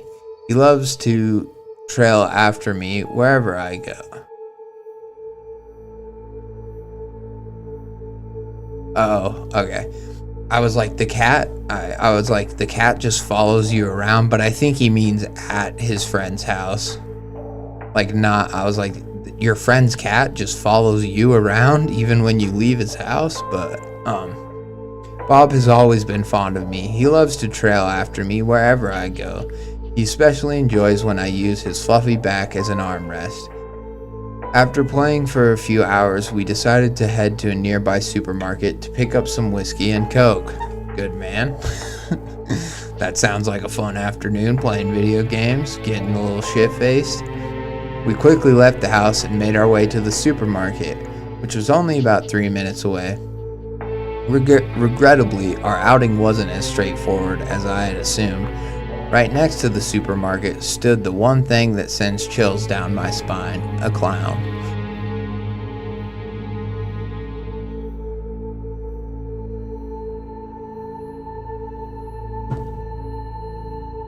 As soon as I spotted the clown, a panic attack hit me hard. Even though all clowns unsettle me, this particular one triggered extreme discomfort. He resembled a poorly done version of Ronald McDonald. Again, the creepiest, worst version. He resembled a poorly done version of Ronald McDonald. Short and sickly slim. His costume had numerous rips, and his face paint was horrifically executed, as if someone had splashed random colors all over it. Although the clown's appearance was terrifying enough to ruin my day, what troubled me the most was his gaze.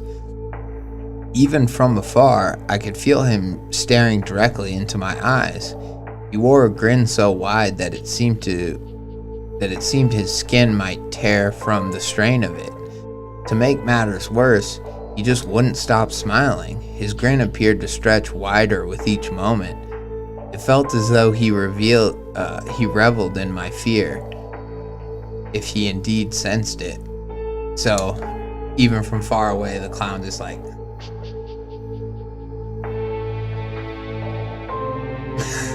I'm trying to smile so hard that my cheeks are ripped, you know.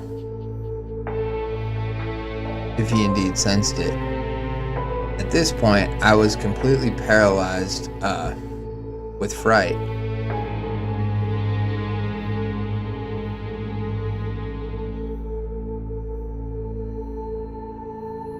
My friend nudged me on the shoulder and said, "Let's go grab those drinks. You don't need to focus on that, weirdo." Somehow I managed to overcome my panic and replied, "Sure, but I'm going to keep an eye on that bastard. I can't be a scared loser forever. It's about time I deal with this." My friend looked at me supportively and simply responded, "All right." However, another more intense panic attack surged through me as I took merely 2 steps toward the clown. I began to cry, feeling humiliated. I barely managed to tell my friend that I was returning to the apartment. I hurried back to the house, and as soon as I walked in, I collapsed on the couch in tears. Bob quickly leaped onto my back to lift my spirits. It took my friend no more than 30 minutes to come back, proudly holding 2 bags filled with drinks and snacks as if they were trophies.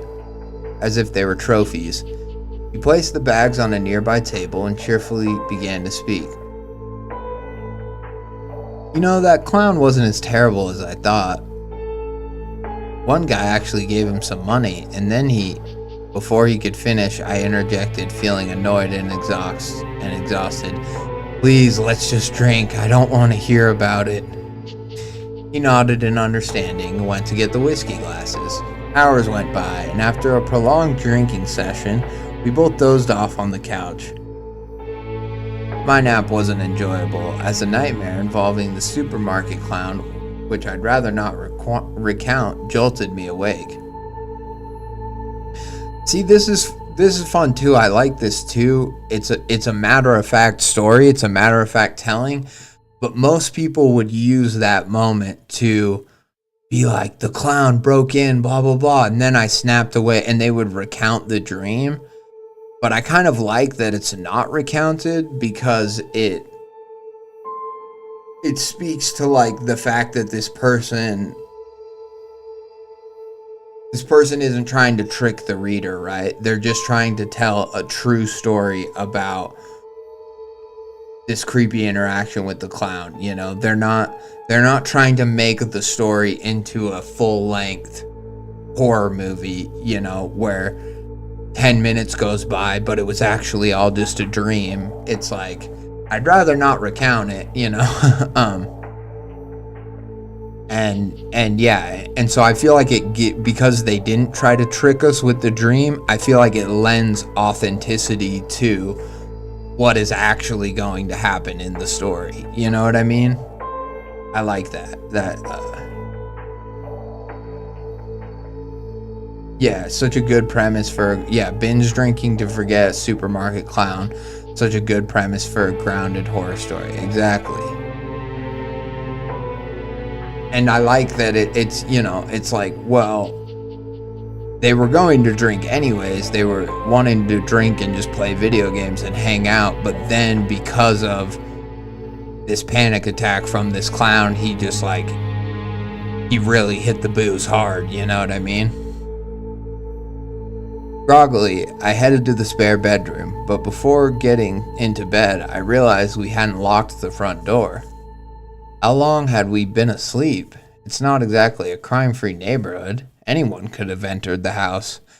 I hurried towards the front door. I checked it, and as I suspected, it was unlocked, so I promptly secured it. I assured myself that no intruder had entered the home, and then I went to bed. As I lay in bed, morbid thoughts started invading my head. That's what we call after after a day of drinking, or at the hangover anxiety, the hangover running thoughts, you know, where all of a sudden you're like, oh God, oh, I'm gonna die someday, oh God. As I lay in bed, morbid thoughts started invading my mind. What if someone came in? What if the clown from earlier followed my friend back home and was now waiting to surprise us? A series of unsettling thoughts was abruptly interrupted by the sound of gentle meowing. Oh no, not Bob. No, please let Bob be okay. If this clown kills Bob, I'm gonna be pissed. I was startled to hear meowing from beneath my bed, but the shock was quickly replaced by relief. Even though Bob was just a cat, knowing he was there to guard me while I tried to sleep somehow calmed my racing thoughts. After a while of tossing and turning in bed, I finally drifted off to sleep to the soothing sounds of soft meowing and purring. Is it gonna be the clown meowing? I woke up early the next morning. I saw my friend lovingly playing with Bob in the living room. Bob's really a lifesaver. If it weren't for him, I wouldn't have been able to get any sleep last night, I said while stifling a yawn. He looked at me puzzled and asked, what do you mean? Bob kept me company. He slept under my bed last night, I replied with a smile. Nah, he was here with me. He slept right on the couch, my friend immediately countered. I heard him meowing in my room, I said in response. I know Bob thinks you're cool and all, but he always sleeps next to me. It's like a routine for us. He stopped mid-sentence, his calm demeanor swiftly replaced with pure terror. Please, just trust me, follow me, and don't ask any questions until we're out of the house, he instructed me, his voice trembling. He scooped up Bob and rushed towards the front door. I trailed behind him as he quickly unlocked it. He barely allowed me enough time to put my shoes on before shoving me out of the house and immediately securing the door behind us. He frantically searched through his pockets trying to locate his phone. He soon realized he left it inside, so he turned to me, speaking with clear urgency. Give me your phone. We need to call the police. I handed him the phone, but before he had a chance to use it, I asked, can you at least explain what's happening? You really wouldn't want to know, he dismissed me. I yanked the phone back from him, clearly irritated, stated, I do want to know. I'm not returning my phone until you tell me why you're acting like this. Well, here I have to say our main character is kind of being a dick. Like, I get it that like maybe this interaction needs to happen in order for the terror to be explained. But when someone's like, I need your phone, I need to call the police, and you're like, tell me what's going on, and then they're like, it's like, let them call the fucking cops first, and then they can explain it to you, you know, I don't know. I couldn't imagine giving somebody my phone after they're like, I needed to call the cops, and then being like, well, tell me what, and then grabbing it back and being like, tell me why first, you know. I just find that kind of funny, but not like in an unbelievable way, but more like in a, dude, obviously he's trying to protect your sensitive clown phobic ass, and so that's like why he doesn't want to tell you. So just, trust your friend, you asshole. All right, I'll explain, but please try to remain calm, he responded after taking a deep breath. Yesterday, you interrupted me before I could share why I didn't think the clown was all that bad. You see, a guy gave him cash, and then the clown handed him cards featuring different animals. Once the guy selected a card, the clown would imitate the animals shown on it. He first did a dog, then a frog. The croaking and barking were incredibly realistic. If I shut my eyes, I wouldn't even realize a person was making those noises. Okay, but I replied, quite baffled by his tale. Well, you could also do an impression of a cat, he said. He said, appearing defeated. Well, he could also do an impression of a cat, he said, appearing defeated. I mean, it's a fun story. I like it. I wonder... I don't know. I wonder if... I don't know. Let me think about it for a second.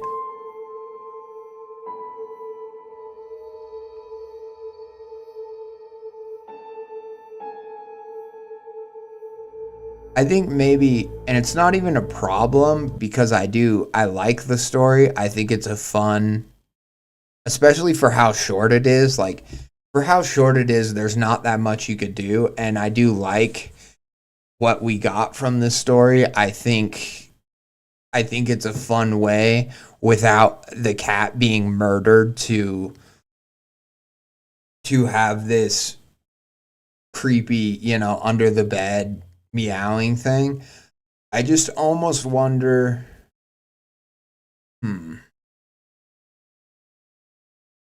I wonder if maybe because I saw it coming too early, the end just didn't quite hit me like I wanted it to.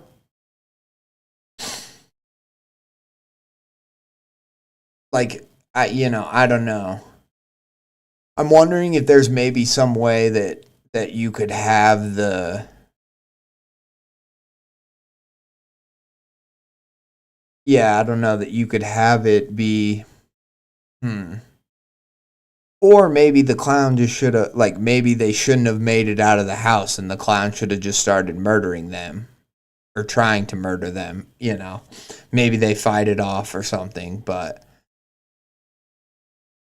Yeah, well, but that's also the thing. It's like I find that me seeing it coming shouldn't necessarily, because horror, in my mind, at least a lot of horror, like, is predictable, and so that shouldn't fully take away from the story or from it being, because ultimately, if it's predictable, then like it.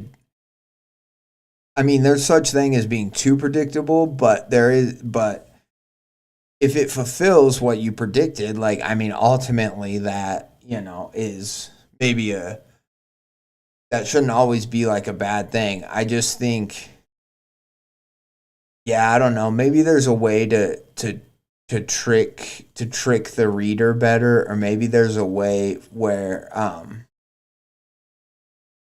like, to continue the meowing. Like, maybe if the meowing continued, instead of them having this conversation where he's like, oh,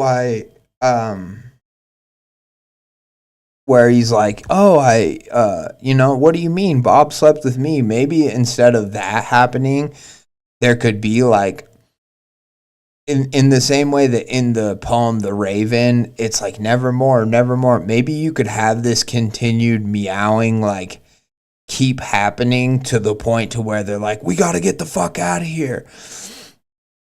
And then, like, maybe the friend is like, what do you mean? And he's like, if Bob's out here with you, then what's that meowing coming from the other room? And he's like, oh, I thought you left the TV on or something, like, I don't know, but maybe there's a way to like have this meowing kind of like crescendo in such a way that like it really breeds like tension and terror a little bit more. Because right now it's like he basically just heard the meowing from under the bed. It calmed him down, but the horror kind of already happened. And sure, there's still horror in that because the clown is still presumably in the house.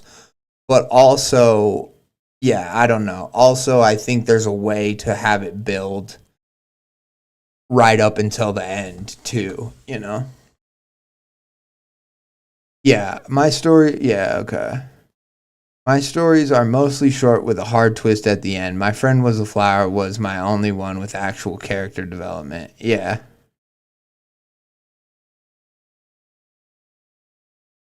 Yeah, and Brew Dude's right. I think we are all just suspicious of meowing under the bed because of pen pal. Yeah, very true, very true. I was getting some pen pal flashbacks too.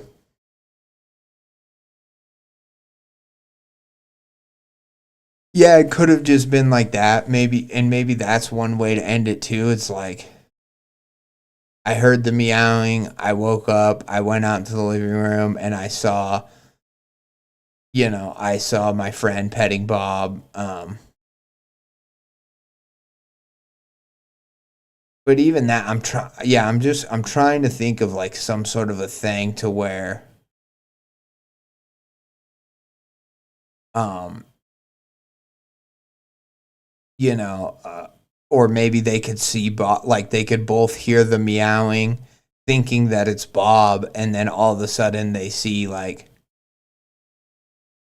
oh Bob, like oh no, wait, Bob's in his litter box. So what the hell's coming from the other room? I don't know, something like that. But I do like the whole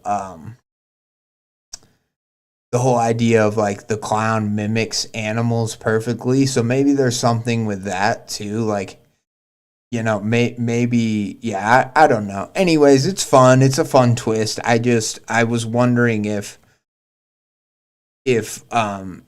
there could have been a way for me to not catch it so early, but I don't know. I ultimately think that it's fine and it's fun, and I like how simple and like just kind of short it is, and that it just kind of is like I'm gonna tell you a story about why you shouldn't face your phobias, because I think that's kind of a fun premise too, to just be like, here's why facing your fears maybe isn't such a good thing.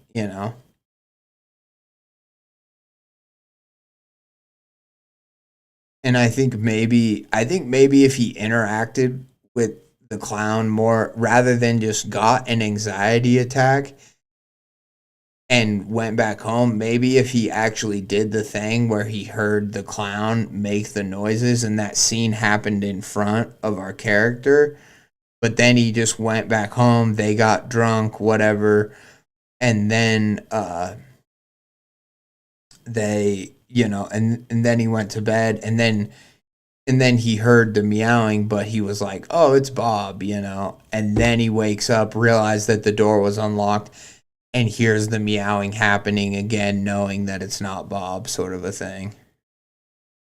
Reminds me of that classic. Yeah, it reminds me a lot of the licking story too. I was gonna mention that.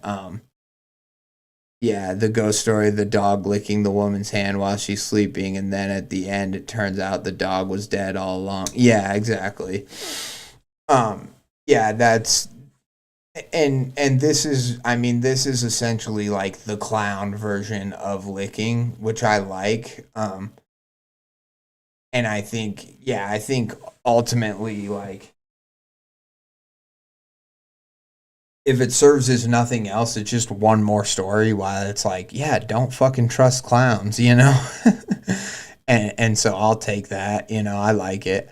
I don't know. I was throwing out some other ideas, some other possible ways it could have ended, but ultimately that's not because I think the way that it was written or anything is wrong. It's just because I was like, well, maybe there is a way where it really could have got me.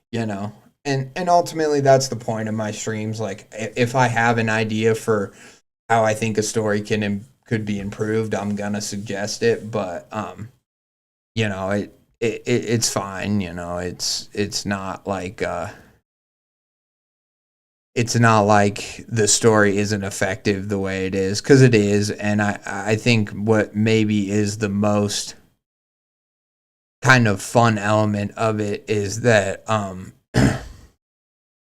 you take something that's really comforting, like and like a support animal, or like your friend's animal that really every time you stay over he loves upon you and whatever, and you take that and you make that the thing that ultimately tricks you, and that's fun, you know. I like that. So good shit. I definitely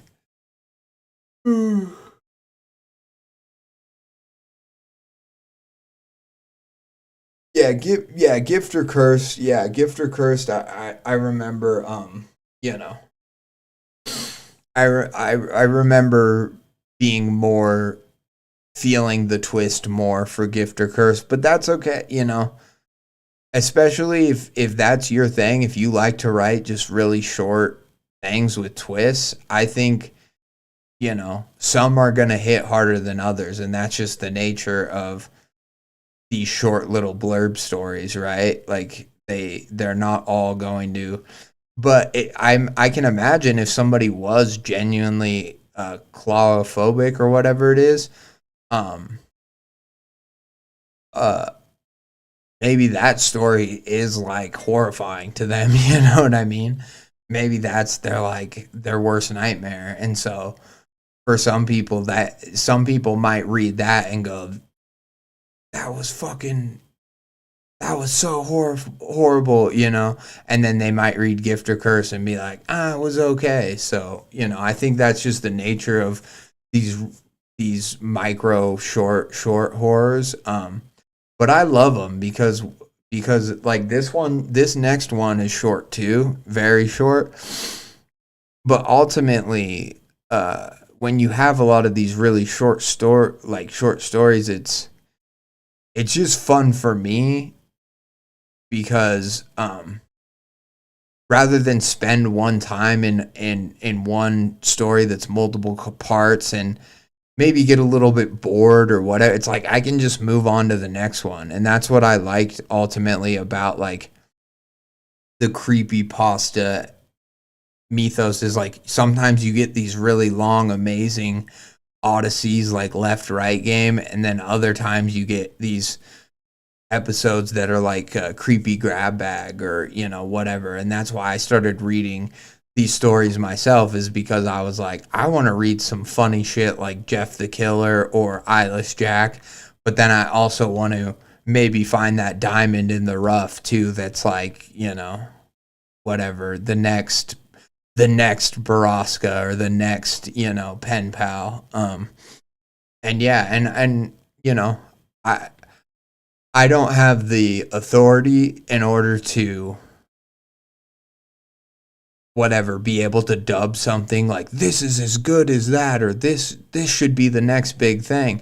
But I can tell you that I have found plenty of stuff that I think is awesome, and I think would make a great Creepcast episode. So that's what I'm, you know, I guess maybe like most proud of. I'm just proud of this community. I know it's like I'm not, you know, fucking, you know, I'm not Creepcast. I'm just a member of this community, but I'm just proud to be a part of it because there's so many talented people doing cool shit. And yeah, it's, and horror ultimately I think is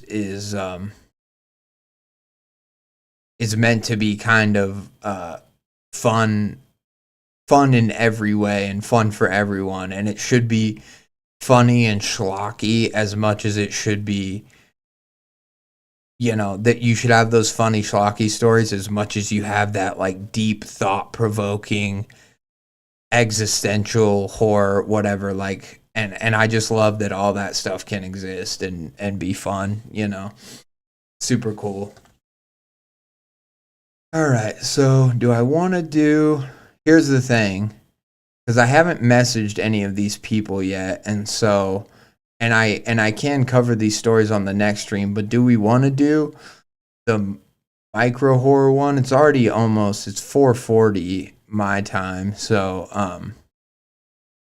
should we just do the short one, or should we maybe try to start like the massive obese man with the shotgun at my summer camp? Or, I mean, Watchtower Part 3, I think, well, I don't know. It's not as like dense, but it is long. And then, yeah. And then there's a man with the shotgun. This is a lot more dense, and it's also, yeah, by far the most talented community for horror writers. Yeah, I mean, talented community for horror writers, and just like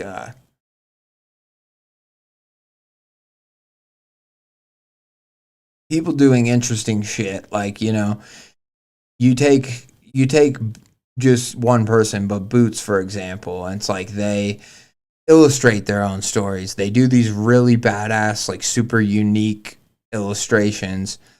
Then on top of it, they write these, great horror, modern horror stories.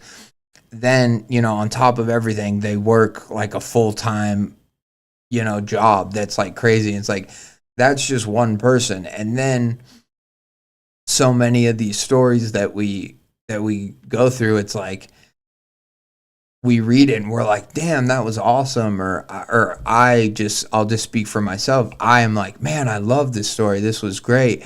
And the person's like, yeah, it was just my first time. I was just trying it out. I had an idea, and I've always wanted to write a full length story, but I never really had the motivation until I listened to Creepcast, and then it made me want to do it. And I'm like, that's so cool. That's so cool that that person just had a story inside of them that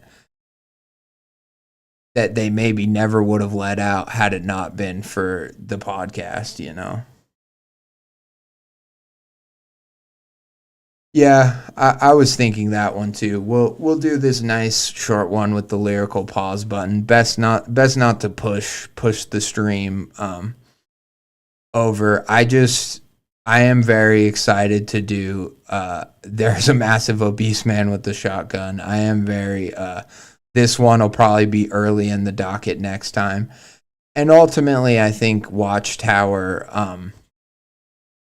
I might just dedicate one stream, or my next stream I might just try to finish like all the parts. I might just read part 3 but try to read straight through to the end, cuz um I do want to see how it wraps up, and I think it's only 5 parts. I'm pretty certain. I'm fairly certain, but anyways, we'll do another short one.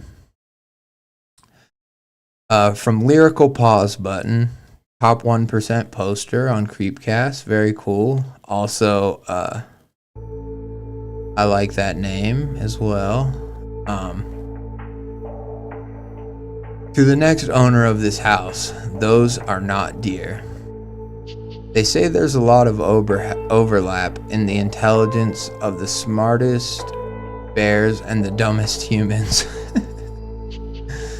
They say there's a lot of overlap in the intelligence of the smartest bears and the dumbest humans. For that reason, park rangers at Yellowstone have a difficult time designing wildlife-proof trash cans that tourists can still access. I fear the overlap in intelligence is much greater between me and the deer.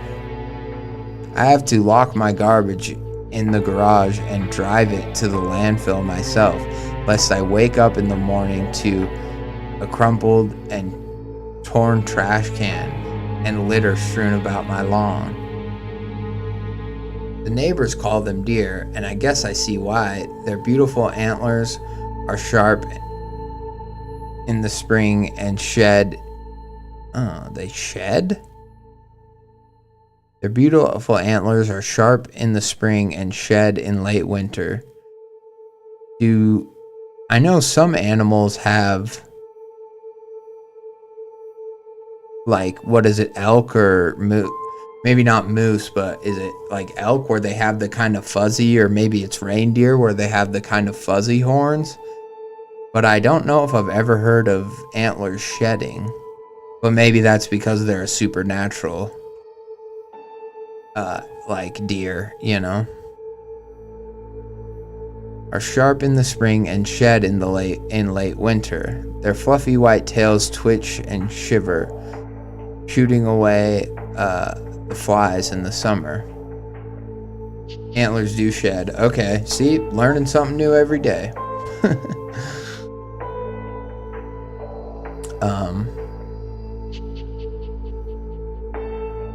And shooing away flies in the summer. When the pack crosses through the backyard, you can see them nosing and rooting through the grass as if eating. But the deer's eyes face forward, and when I look out my kitchen window, I see slitted pupils staring back at me. The normal neighborhood noises have ceased. I don't hear children playing in the evenings or lawnmowers in the mornings. I haven't seen any dog walkers in ages. The last domestic animal I've seen outside was a cat at the edge of the woods. Its eyes were glazed over, fixed on some distant point in the horizon. Matted fur covered deep punctures on both its legs, and both of its legs had been ruthlessly detached. Ugh! I told the kids not to go near it. The cat, along with our trash, was gone within the hour. We had some biologist come and at the request of our HOA. He looked down his nose at us and explained that was probably just some rancid canid or bear lurking in the woods. Upon viewing several clips from different family security cameras, though, he begrudgingly acknowledged their resemblance to normal white-tailed deer.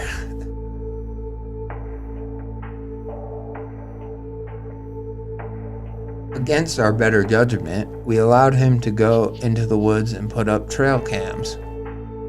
We never saw him again, nor have the police been willing to search the woods for him. That's funny. For now, my wife and I stare out the window each morning and take notes where we can. If the deer's cat-like eyes and sharp antlers aren't enough to deter you, perhaps you should know about the multiple rows of sharp teeth I see when they yawn. Or maybe it'd intrigue you to discover that they don't freeze in headlights. My auto insurance has stopped accepting my claims, so I'm stuck driving a Ford F-150 that has sharp bullet-like holes in the hood, and the driver's side window is cracked to the point of concavity. Maybe all it'd take for you to avoid the deer is to see them digging relentlessly, rooting around for pipes and conduits in the backyard. They do this often, and the power goes out in our house at least once a quarter. Hopefully when this happens to you, your doors will be locked and your windows covered. When the city maintenance guys come to fix it, don't be alarmed by the guns or the mace in their belts. God knows they need them. We are gradually moving our things to my sister's house for now. I hate to expose a moving crew to this kind of danger. If you are unfortunate enough to have bought this house, please be advised, do not go out at twilight. Do not leave out food. And whatever you do not stop for deer crossing signs.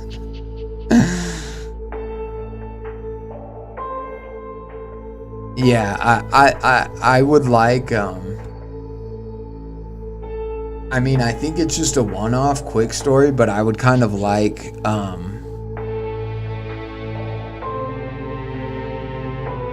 well, we couldn't sell our house, or like, well, something about like,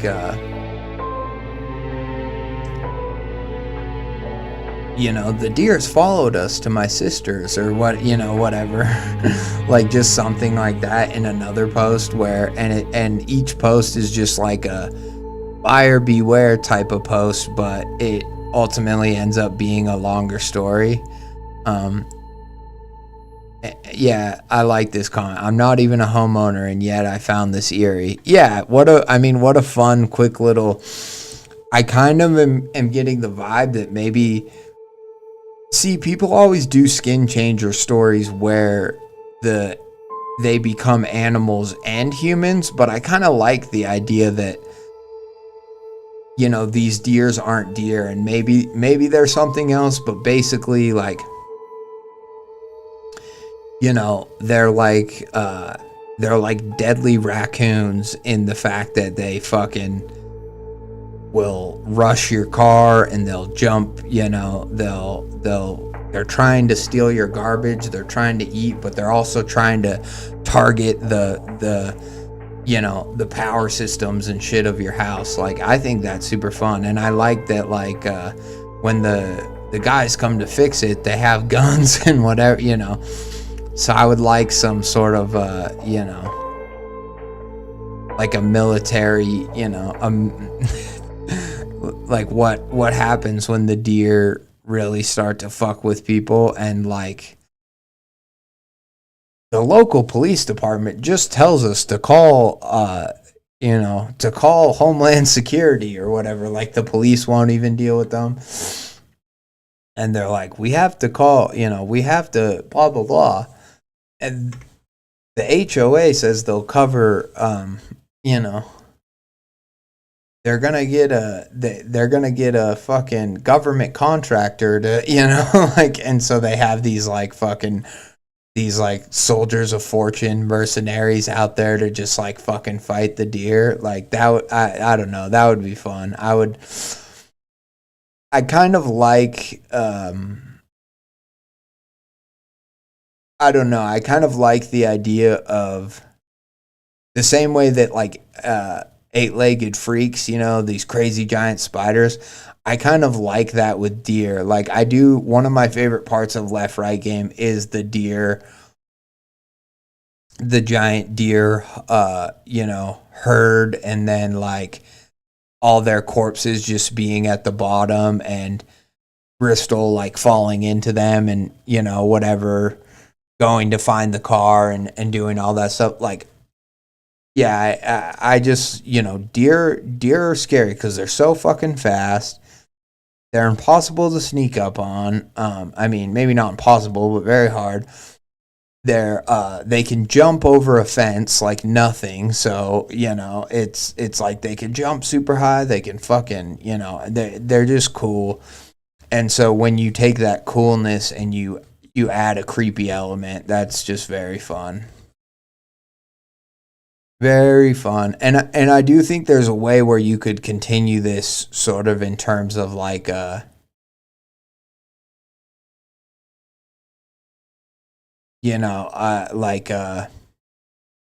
like each post is kind of like a Craigslist post where he's like, does anyone have any interest in blah blah blah? I don't know. I think that there's a way to do it where it could literally be, yeah, like each one's a Craigslist thing.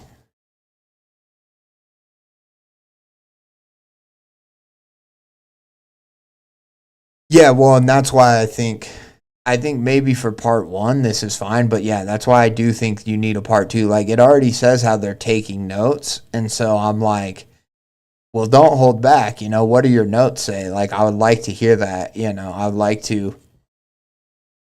I'd like to hear a thing about the behavior, and also I have to wonder if, okay, so you keep your trash in your garage, but eventually they're going to figure out how to get into your garage, and so I would like a continuation of, like, I don't know, they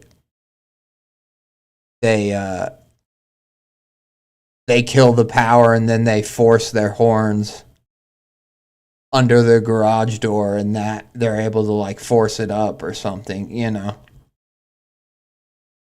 Like, that would be a fun, like,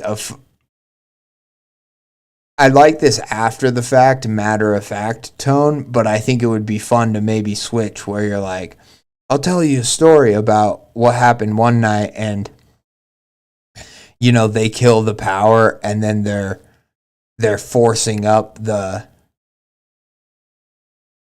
garage door, and like when the guy is in the garage, and he's like unable to get into the house because the door's locked, or his garage is separate from his house, something like that. And they're breaking into the garage, and he's like fighting for his life, and he thinks he's about to die.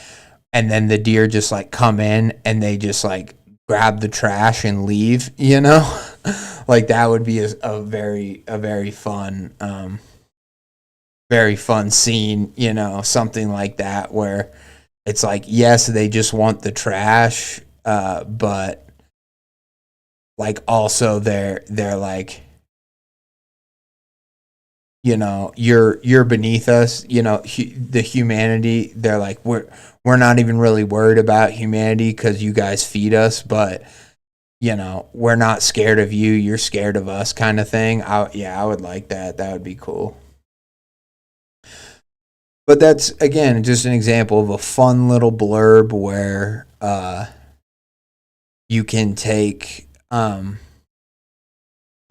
animal, and there's so many like TikTok channels and stuff where the dude like feed the deer at their house, and they like pet them and all this stuff. And so I like the idea of taking this cute animal, or taking something that people, because they're getting so used to human populations and stuff, that just imagining if something started to go awry with that. Like the guy was like, I was feeding the deer at my house, although I didn't realize that, it might have not been the best idea, like some TikToker being like, oh yeah, at first I thought it was kind of cute, but then they started blah, blah, but then they started to fucking uh expecting more from me, and now they're, now I can't keep up. I spend $1,000 a month just on food for the deer. Super funny. I like it. I like these short ones, and I think that here, I know Lyrical Pause Button had another one, I think, but I don't know if it was here. Oh no, I guess he only had. Oh no, here's another one. Yeah, so, to the man who broke into my home, I'm sorry. Yeah, here's another short one here. We got time for this one. I feel like I might have read this one though. Did I, Rude Dude? Do you know? The title sounds familiar, but maybe I've just looked at it before. To the man who broke into my home, I'm sorry.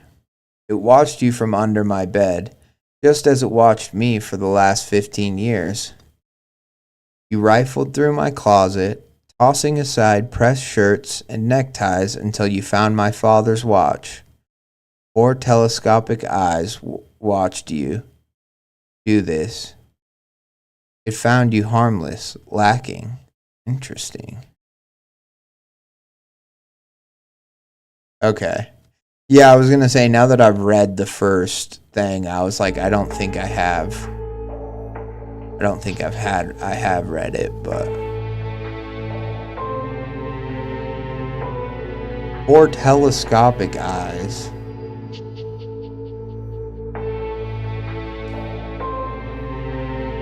What does that mean, 4 telescopic eyes? Does that imply that they're like a camera, or are I'm picturing like the submarine eyes that poke out of the water, Is it like an alien or something? I don't know. Found you harmless, lacking. You dumped out my drawers. Why would I keep anything valuable in my socks? You shattered my lamp, which, ironically, was more valuable than anything else you took.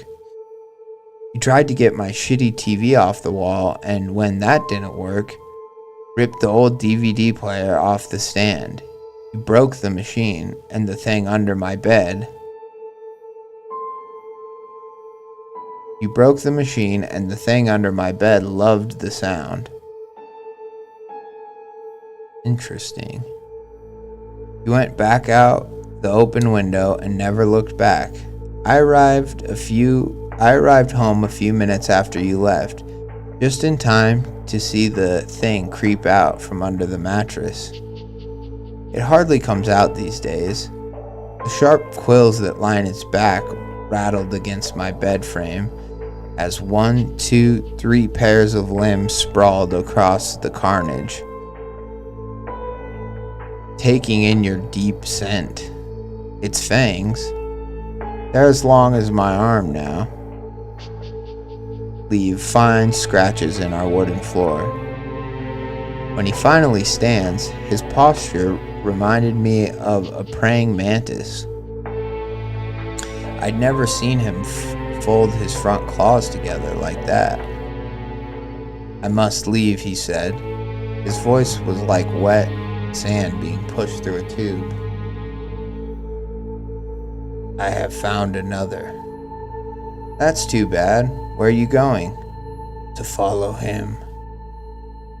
He turned one of his eyes spastically towards the window. Meanwhile, the other 3 eyes rolled around, twitching aimlessly towards things I've never been able to see. Him who? Him who? The man. He came through the open glass. You made such wonderful noises with your things. I never knew your stuff crunched. I winced, hand going instinctively to my arm in the sling.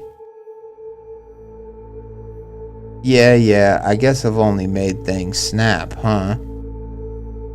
2 eyes blinked at me, out of sync. You bore me, and I must go. And so, he left me with your carnage, and I was finally free. Even though I've lost some of my best possessions, I have to tell you I'm sorry. I should have closed my window. I should have locked my fragile things in a safe. I should have lined the floors with carpet. Even though you stole all my cash, I really do hope you get rid of him quickly. Hopefully, nothing of yours ever goes snap while he's with you. Interesting. So this person had like a giant talking bug praying mantis creature living under their mattress, living under their bed. And this person, in order to get rid of him, and the thing liked noises, it said, and to get rid of him, the person left their house, made it so that they would get robbed, their house would get broken into, and then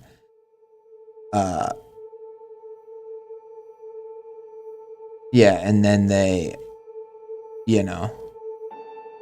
then they followed the burglar out.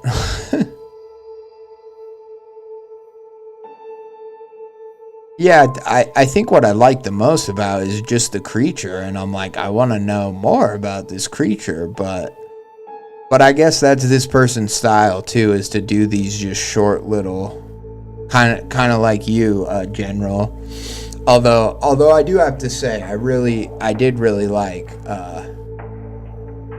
My Best Friend is a Flower. I think that one was really good. And that one was kind of longer, but I think these short ones like this, just very fun. And this creature is pretty interesting. It's got spikes, it says, and 4 telescopic eyes and fangs, and interesting.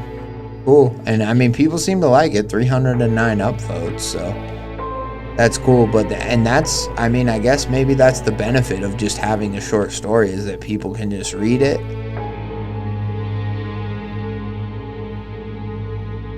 Craft such a successful story in just a few paragraphs. The balance you achieved is commendable. Yeah, I agree. I agree with that.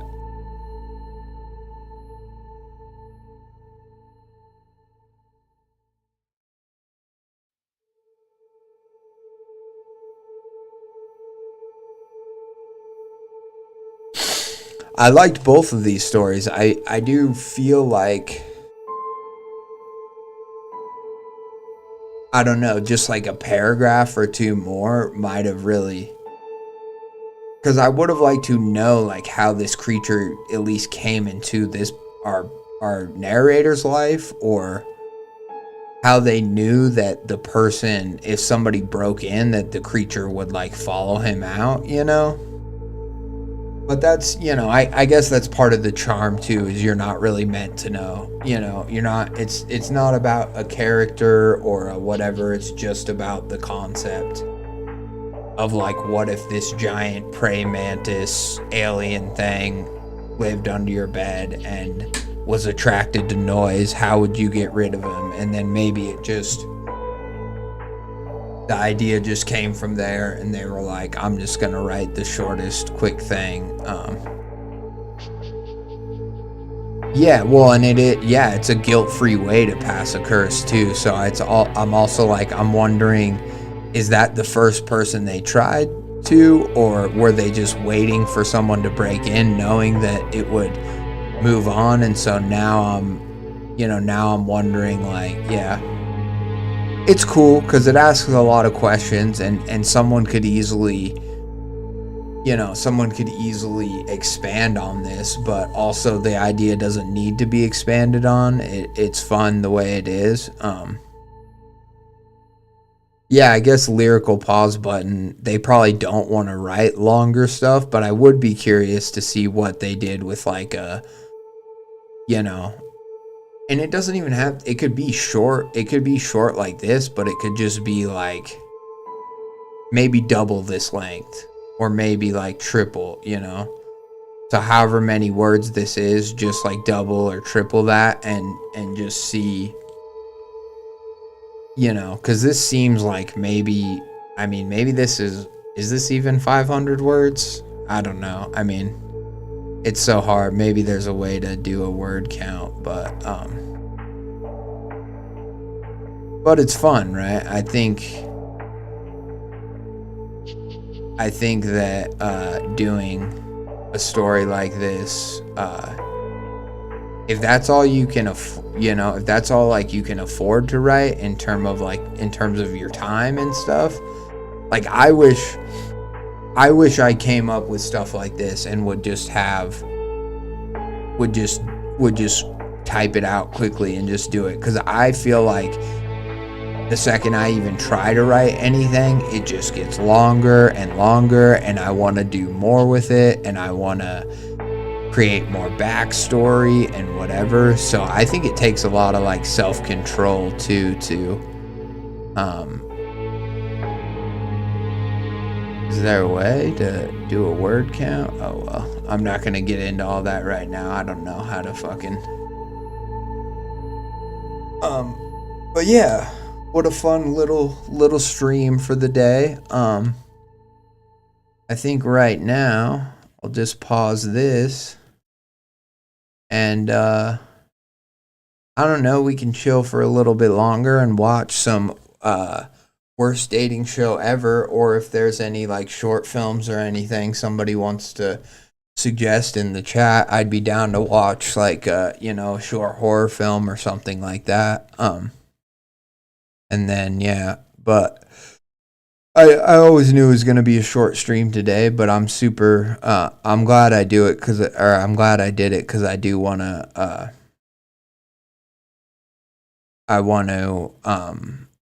I do want to try to just stream more, and maybe for not as long. So it's good for me to do just a few hour long stream. Yeah, I don't know. I don't know if it's just like a different muscle. I don't know if it's a different, like, I like short stories. I don't find myself being like, I want to work on my novel. I don't find myself doing like that as much anymore, but I also, I find myself with really the few ideas that I've been working on lately, it's like, I know they're going to be longer, maybe even multi-part things. You know what I mean? So I don't know.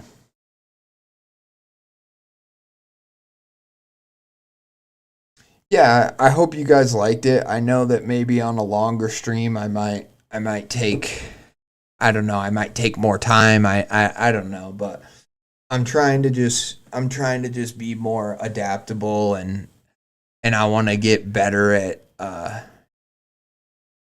just streaming without preparing as much, because I feel like sometimes I spend a little bit too long like trying to get in a streaming mood, and so hopefully in the future I can just be more like, open up my computer and fucking and just go live, with almost no preparation or stuff. Always enjoy the goat. Oh, thank you. Thank you, bro. I appreciate you. I appreciate you, General and Rude Dude and Professor Creepin. Yeah, I think right now I'll just watch some of the Brett Michaels worst dating show ever. We'll watch some of this video, and yeah, if you guys gotta go or you gotta go to sleep, peace out, and then I'll just end the stream once it gets a little closer to like 5:30, 6 o'clock, because that's when I gotta we're gonna go out to dinner before the movie. So season. The first season got the whole house excited, so everyone in the house has been watching it. So we have Winslow here. Me and Winslow's my best friend, he's my best buds, who are watching it together. Isn't that right, Winslow? Oh, Hannah, it's good to be back. All right, we don't need to talk about your fucking screen time. It's been so You're here every fucking day. You're fine. Yeah, but you're always in your room. Yeah, I am in my room because you annoy the fuck out of me. But you know what? It's actually been very nice watching Rock of Love with my best pal, Winslow. And, I mean, you have to agree that no one is hotter than Jess this season, right? Oh, Daisy's so hot. Oh, what I wouldn't do to kiss her. I don't know if I agree with that opinion, but which I'm actually before. here, I guess I could use this time. Where are you at in the voice chat, Professor Creep? So Professor Creepin's in the voice. I don't like to use Discord, but I guess if it's streamer mode is enabled, so maybe it'll blur this stuff or it won't show it. But how do I get in the voice chat?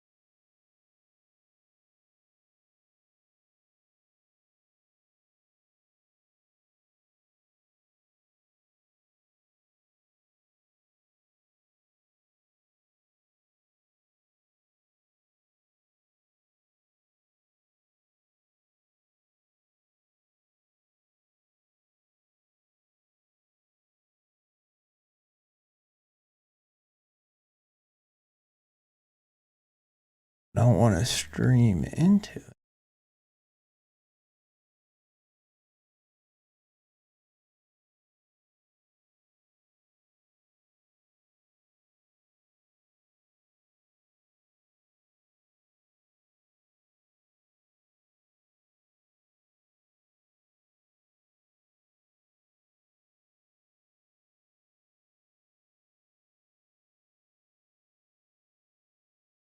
Hmm.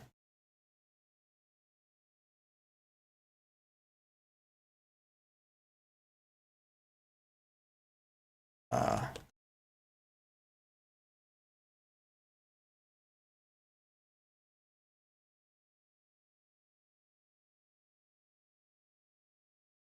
Hello?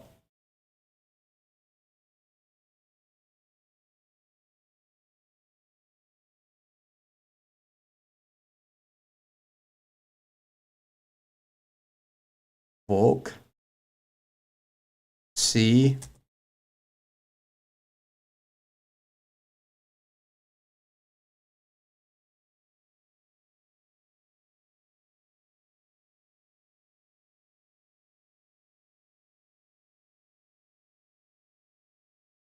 probably not. It's probably a gimmick, or like he just put in "make me a 7-part story" into AI or something. But it's probably a gimmick. I haven't read the thing, but I would have a hard time writing that much. It came out like Yeah. when? What day were we looking at it? Knew it was like Monday. Last week, all right. It was Monday, and the video came out on Saturday. So 7 parts in 2 days. I mean, it's possible. It is possible, obviously. I mean, No, he did you're right. it. It was Monday. It was Monday. Monday, right? Yeah, I'm not long with the Yeah. parts.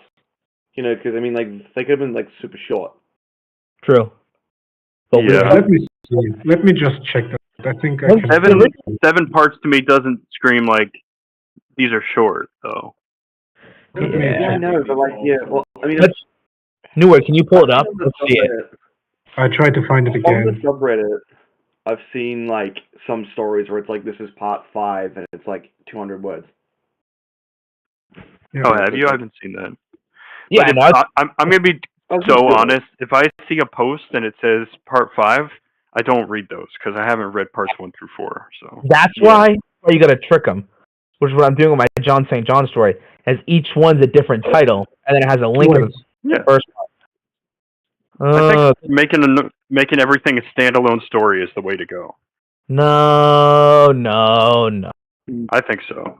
No. I think what you should do is you should write standalone stories, and then when you find one in a setting that's really cool and people latch onto it, then you can make a follow up. No, once I heard about those 7 parts, I was like, this is a challenge. Once I heard about those 7 parts, because originally John St. John was going to be a one and done. Then I heard about those 7 parts, and I was like, Yep, challenge accepted. Hey, follow your passion, man. I said, I got to do better than that. Yeah, I was there, man. That's how it was. Like Did you legit. Yeah, I found it. I still have it in our chat. How many parts I'll is it? drop Yeah. it here. Drop it. Bam. Okay. Here it is. Red, is your mic not working, Red? No, it did. What? I got it to work now. I couldn't hear you Oh. guys at first, What's up, but man? Hey, what what's up, up? dude? Right, check How's it out. every- Let's see. How's if everyone doing? We're it's... Oh, pretty doing good. How was the stream? I was there for most of it. Yeah, it was good, man. I mean, I'm still streaming technically, but I guess I can stop now that I'm in this voice chat. You're still streaming right now? Yeah, but I was just fucking around